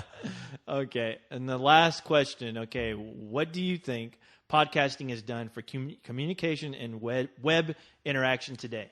It's given people, it's very simple. It's giving people a voice that they never would have been able to have. Mm-hmm. The beauty of the internet is that it has given people a chance to put their opinions out there, their work out there, and show it to the world. And podcasting is just another level. I mean, before you had people blogging, you had people doing videos, but now you got people who are able to do their own radio broadcast and air that to the world. Well, the cool thing about it, which I really love about it, is it's like the old days of pirate radio, where guys would they're in their basement, just like us. They get their little ham radio, and they're broadcasting over an airwave. And they're talking about anything and everything they want to talk about. But you know something? Mm-hmm. The difference is when people were doing that pirate radio, they had a very limited audience. This is like doing pirate radio where you have the world. But it's the same. But you know what? As far as just the idea of doing something in your basement, regardless, you still feel you have that freedom. I mean, we still have that freedom that those guys that were doing those radio shows. Oh, no that's doubt. what I'm talking about. But it's bringing the best of both worlds in. And the lucky thing for us is, we can. This is being broadcast, or it's being able. It's being able to be listened to by anybody at any time. I mean, this any part of the world. Yeah. It takes one of the advantages of doing pirate radio, which is being able to do whatever you want to do, but you're not limited by how many people you can talk to. Pick it up. And two, people don't have to listen at that particular time. Right. People can listen whenever Anytime they want to. Yeah, that's true. And it's look. But like I said, what I love about it is the freedom just to talk about anything you want to talk to. And you can do it too. That's the thing. It's not that Anyone hard. can do it. The technology is there. That is, I can tell you, there's a long time when people would have said radio, animation, filmmaking, all this stuff you would have had to have done through an apprenticeship, or it would have been super expensive. Right. And now that creative freedom is given to people, and podcast is just a big representation of that. These kids today, these damn kids today, I tell you, they got it so goddamn lucky. Yeah, as far as just the technology of what's being provided, in order for you to do stuff like this. I mean, that goes with video too. I mean, crying out loud, YouTube. I mean, shit. Yeah, it's insane what kids are doing right now. Okay, here's a question. But that was the last one. Oh, was that the last one? D-Train, yeah, your questions were answered for your girlfriend, so I hope she gets tell her shut up. All right, we got a question here from Chris Cross. He says, "Hey, what movies can you watch twice in one day? 3 times more? Thanks, motherfucker." That's what it is. Thanks, motherfucker. Go for it. Training Day. Training Day. I can name 4. Training Day, Jackie Brown, The Woman Chaser, Pinocchio. Actually, there's a lot of Disney animation I could watch because I could watch it just for the artistry. Really? Yeah. I'll easily say Evil Dead 2, George Romero's Dawn of the Dead, Batman Begins, The Dark Knight, Creepshow. Wow. Yeah, and RoboCop. Creepshow. There's a lot. Yeah, there's actually a lot. Creepshow is one. Oh, Dawn of the Dead. I watched. I've actually watched. You asked about 3 times. Mm-hmm. I actually had Dawn of the Dead on one night when I was working, and I replayed it exactly 3 times. Yeah, and I'm talking about the Zack Snyder remake when I got it. Oh, because I had bought it, man. I've seen the old ones, and I still don't have those on DVD. But I bought Dawn of the Dead, the remake, and it was like, I'm into this, man. Well, I got the ultimate box set of the original George Romero. That one I can watch over and over again and never get tired of it. I love that movie so much. That and Evil Dead 2. There was a time when I just had Evil Dead 2 playing on a loop, while I was just screwing around, in the house. All right. Hey, Evil Dead, I love too, man. I could probably watch that twice in a day. Let's see. Dear Corey, and whoever else is that, I can't read the power. I'm sorry. This is from Ragman, by the way. All right. What are some Vincent Price movies you would recommend? Ooh, I got a good one. I know he's a famous horror icon, but I don't know of that many movies of his that are worth watching. Thanks if you ever read this. And we just did.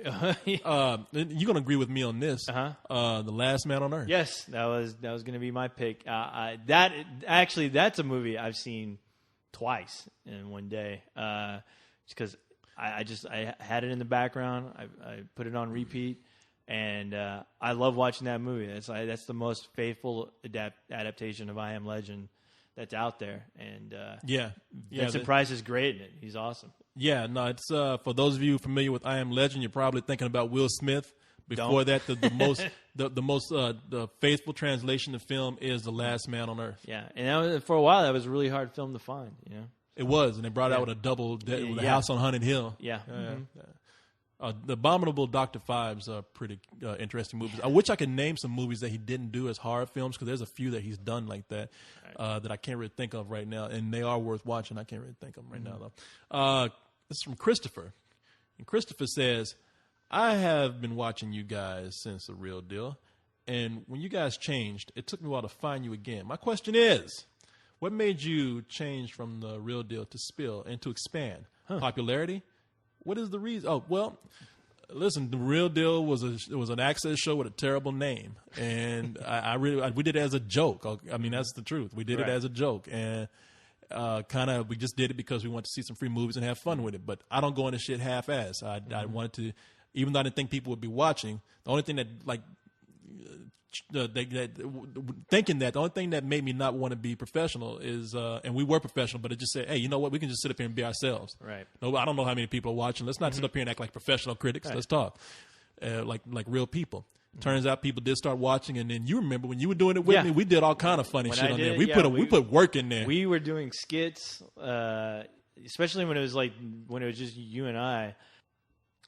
Yeah, well, back when it was just you and I, we were doing skits, and we were putting a lot of work into a show. At the time when it was you and I, we only had that show. That show was about a 30-minute show, right? It was a 30-minute show. Yeah, and then we started doing more skits, and then we were like, well, we got to do an hour. We need some more time to get more movies in. But it was weird because but it was fun. During those times, those were like the most creative times of that show, and they were the most fun for me. And especially when Leon came in, and started helping us out, and it just got better and better. And as time went along, the show started to grow, and it started to turn basically into what it was, where it was just guys hanging out, shooting the shit about films. Yeah, I can remember when we started getting popular, they started asking us to go interview celebrities who came to town. I was like, well, that's weird, but okay. And then and then people locally just start saying, well, this is a good place to talk about movies. Right. And they would come on, and then it just. But I will say this though, man, it grew to a point where that's what we had to do. It's like we had to talk about movies and accommodate people coming in, and we didn't do that many skits or anything anymore. But if you want to know my favorite time, it was actually when you and I were doing stuff on there. Yeah. And we were just doing crazy shit. And we put a lot of work into that. I remember we used to give up a lot of our weekends to go in there and videotape skits, and we'd be in there for hours doing a skit that would last 2 minutes. But we'd take a whole night, making it. Oh man, we'd take a whole night making it, and this is before digital editing. We were editing on decks. We had to get the right tapes for it, the 3/4-inch tapes. It was man. We put a lot of work into that stuff, man. We had the fire in the system. Yeah, and as far as why did it become Spill, where they company hired me to develop the idea for them, and I said Spill before it was called Spill. I said, look. Real deal, that was a joke name, okay? Right. We didn't think anything. We didn't know we'd be doing the show that long. If you're going to call it something that's not movie-related, okay? Right. I mean, just give it a one-word title. I didn't think of the name. The president of the company at the time thought of it. He said Spill because oil spill company went out of business. It was available. So I said, Spill sounds perfect. Yeah. That's great. Well, I remember you told me about that name. Like, what do you think about Spill.com? And I just said Spill.com. I was like, you know what? It's catchy. It rolls right off the my tongue. Crazy robot tongue. So yeah, I thought that was perfect, and that's how we have Spill, and it came to stay. All right.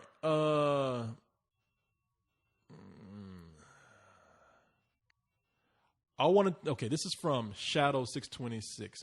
I wanted to know your thoughts on Hollywood turning to making adaptations of anime and manga. Listen, I would say this. He wrote a whole long thing there. We don't need. I mean, that's a very straightforward question. Yeah. Listen, it's just like with an adaptation of anything else. Anything else, yeah. I mean, do it well or don't do it. Right. I mean, and only change what you really, really have to change. I mean, I saw Street Fighter, the Legend of Chun-Li, and that they didn't even give a shit about any of their source material. And it was sad. I mean, you can tell by looking at that trailer. Yeah, that was. They were marketing the name. I mean, the name alone was going to draw people in, and that's all they had going. And that's all they cared about. Yeah. And it's really something. I mean, if you do a book, a comic book, a novel, a remake, anything. I mean, just be as respectful of the source material as you can. Yeah. And try to make a good movie, because chances are, if you're making something just for a buck to cash in on something, it's going to be shitty, because you don't give a shit about movie making. You don't give a shit about the property that you're making it on. And you like to think that people would automatically think that whenever they get involved with the project, but a majority of the time it's just studio with the rights of a popular name that they know is going to sell, and they can give a shit less. They'll just hire on a hack director, get a cast, make a film, and make a few bucks, and they could care less. So, just goes for that Street Fighter film. Yeah. I mean, I won't even get into what they could have done with Street Fighter, except, like I said, they made an average action film that made it reference the Street Fighter game. Yeah. Maybe twice, and they had a character in there who got dressed up like one of the characters from the game for 5 minutes. And then they had some other characters in there with the same name, but they didn't. I'm going to be interested to see what they do with that Blood the Last Vampire. I saw a trailer. It looks interesting. Does it? Yeah, it does, even though that the anime that's from, it's really short. So I'm going to see how they expand that into a movie. But as far as good anime out there that's been turned into just really good films, Death Note. Death Note 1 and 2. But those are made by the Japanese. Those are made by the Japanese, but those were mangas. And they're also anime, but those two films are just great films. I have yet to see the third one's okay. It's getting ready to come out, but it has nothing to do with the original. Now I might be wrong. People, please tell me if I'm wrong. But right now at this moment, I cannot think of an anime that was American made that was done well by American studio, live action. Right. I just can't think of anything right now. And if it's out there, let me know. I'll Silent. Oh well, that's a video game. As far as an anime goes, The Guyver. No, that's MacGyver. Okay, so we have a question here from Movie Man. It says, I I have an idea of making a movie script of Married with Children. My problem is I don't know if I should use Steve or Jefferson. What do you think? Okay, look. What? First of all, you're writing something that you weren't commissioned to write. That's somebody else's property, okay? Yeah. My suggestion is write an original script. Yeah, please. Unless you were just doing this as an exercise. Or trying to be funny. Or I don't know. Are you just joking around? Don't waste your time. Yeah, don't waste your time, man. Write something original. Because even if it is an exercise, you might say, when it's done, you might be like, damn, that's pretty good. Mm-hmm. And so when you write this Married with Children script, you know what they're going to tell you? They're going to tell you, no, you can't do anything with it. So you just wrote that shit for nothing. That's like your old roommate Raymond when he wrote that script dealing Boba with Fett Boba versus Fett Darth meeting, Vader. Yeah, Boba Fett meeting the Emperor. Oh my god. Okay, we have a question here from The Fallen Failure. Oh boy. Yet again, the same question. So we must not have answered this guy's question before. Okay. Disney's new 2D movie that seems based on the story of the Frog Prince, from what I've seen. Oh, I'm sorry. Wait, did we read this? No, let me see. Okay. With Disney's new 2D movie that seems based on the story of the Frog Prince, from what I've seen, I have to ask this question. If that movie is successful and actually well received, do you think Disney 2D movies will have another wave? Or have they run out of decent novels to base fairy tales on? I swear, I think we've answered this. I think we've answered this before last week, man. Last week? No, we didn't. We didn't. No. I remember specifically about. I could be. You could go for it. I don't remember anything about Frog. Look, I would say this. It's really hard to tell. Right now, it's no doubt that 3D movies are what's making the money. Like Disney, they're going to do whatever makes money. Right. And if this movie makes money, they might take another venture out on a 2D animated film. Mm-hmm. There's a lot of purists that did at Pixar. Like an animator, Brad Bird, the one who directed the Incredibles. Yeah, and Iron Giant. Iron Giant. Iron Giant is 2D, mind you. He's a big proponent of this whole thing of 2D animation isn't dead. I mean, well, he did with Iron Giant. It wasn't a combination of 2D. Well, the Iron Giant itself was 3D, and it was cell shaded to look like a 2D to fit with that style, that 2D style. But if look, it comes down to this. There's a lot of people who your television is dominated by 2D. Mm-hmm. In fact, it's so 2D that people are using Flash to make a lot of TV shows. Now, while that doesn't really work theatrically, there are a lot of people who are saying, like Brad Bird, 2D is not dead theatrically. It is something that we want to continue to do, and we love the look of it. And so, if this is successful, then they could be able to back another 2D movie, and if that's successful, then you have another wave, and you know it'll go into they don't make money anymore. Right now, with the look of 3D, I tell you that is more appealing to audiences right now. Yeah. Plus, you can do things with 3D, such as you can do actual wear the 3D glasses and get those kind of effects. So so 3D I think has the upper hand here, but 2D I think it'll be something as a nostalgic thing that if it's successful, every now and then you'll get a 2D animated movie. I think it could also serve the purpose of the story, depending on the subject matter of the animation. Where I think you still if they ever did another heavy metal film, I'd actually like to see it in 2D rather than 3D. You know what? You're so right about that. There's some things look better. You know what? I didn't even think about that. That's a really good answer, man. That it also depends on whether it deserves the look of it. Well, the same thing like the Black Freighter. I mean that. There's no need to make that 3D. There's no need for it. Yeah. Because you know something? I think some of your more adult theme animations, they'd work better having a comic, like a graphic novel look to them, which will be achieved only through 2D animation. Yeah. So I mean, you're definitely right about that. Okay, let's see. We'll read a couple more here, and then we'll be done. Finito.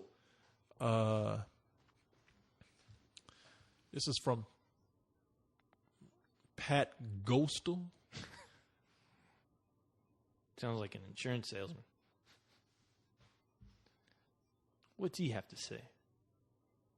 Oh, well, this is a question for Carlisle. He's asking him because he already knows the history of the real deal, so he wants to know. More history. I know, more history of the real really, deal. Is that interesting? Wow. Yeah. I'm bored of our history. I know. Oh, I got to answer this one from the deadly Dr. J. Goat drinking motherfuckers, you better answer this question. Jesus Christ. At least he's creative with his words. Oh, wait a minute. Somebody said, you better talk about this trailer Brock made for Spill or this commercial he made, or this commercial he made that I wrote. What? I haven't seen it, but I'll go watch it. I haven't seen it. Yeah, I haven't. I'll watch it, and then we'll talk about it next week. They did send me a trailer with different members being presented in the trailer. It was like Did you watch it? Yeah. How was it? It was fun to watch. I mean, okay. Yeah. All right. Well, I'll watch it, and we'll talk about it. I'm sorry. I mean, it's no Terminator trailer, but it's fun to watch. All right.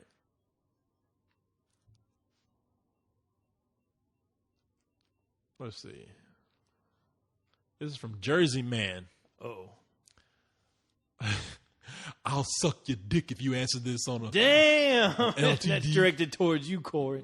No, that's directed towards you. That's what that guy said to you. And then he's like, hey, you know what? I'll go suck your part sometime. Then I killed him. Now that I've got your attention, Jersey Man says.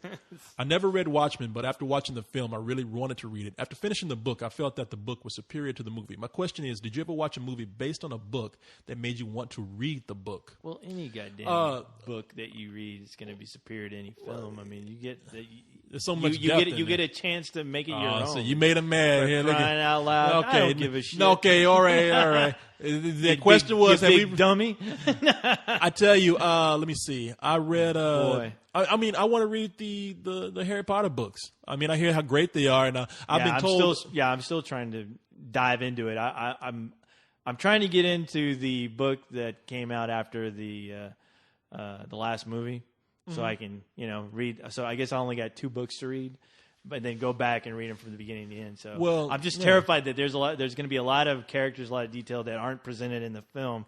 That I'm going to be scratching my head, like wondering, okay, now who's this character and what they're about, So I talk. I really, the movies are coming out so fast that I just haven't bothered to read the book. The book that I'm looking for right now, I'm actively trying to. I mean, I can get it. I guess I should just buy it, but I was trying to find it online because it's a novella. It's not a whole book. Is what I heard.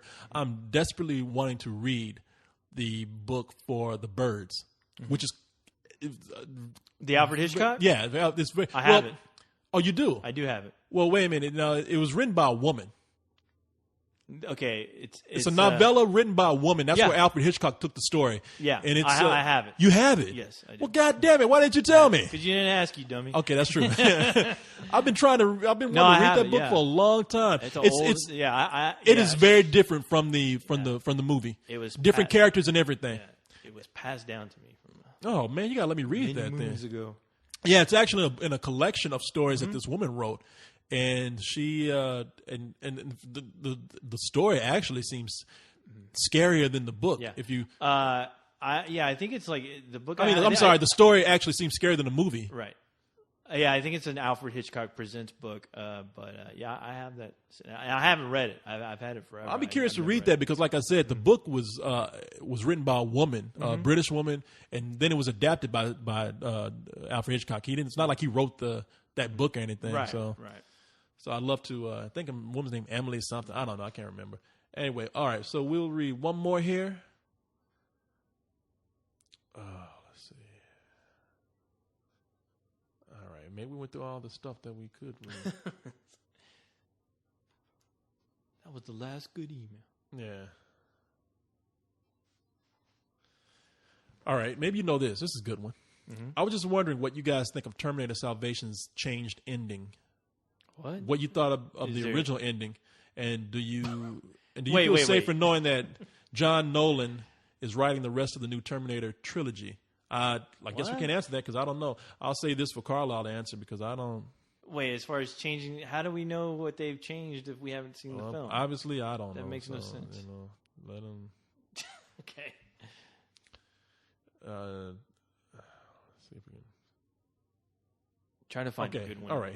Here's the last one. This guy really asked for this to be read. Please read this message for Let's Do This.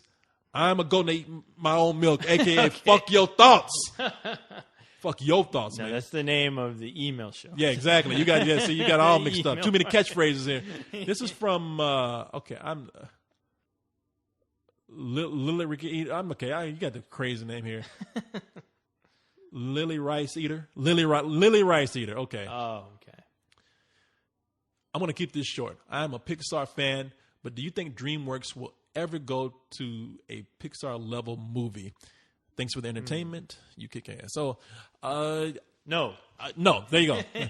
Hey, man, look, never say never. Right now, Yeah. I think one of the things that is successful for DreamWorks and something that they think probably separates them from Pixar is that their movies are a little more edgy, saying that they put more pop culture references in there, and they really do concentrate on comedy more than anything. Right. But at some point they might say we have ambitions to make something a little more serious, something that doesn't require all these pop culture references. And yeah, you never know. I mean, DreamWorks, they work with different talents, and so these people come in and they'll be like, hey, yeah, we'll want to do something different. What Corey said. Yeah. Yeah, exactly. Ditto. Ditto. So that's it, man. That's it. It's over. That's it. It is All over. right. Carlisle just walked in. Yes. It's done. He's standing back there looking like a goddamn assassin or something. Yeah. So, You're not paying me to talk on that. okay. I know. Hey, look at that. Thanks for the free work. Get the hell off my mic. All right, that's it. All right. Corey? Yes? Make sure you don't got any guys like saying thank you Hey. And waking up with your pants down. Hey. Rather than getting a foot massage. If it happened already, it ain't killed me. It only made me stronger. All right, y'all. Good night.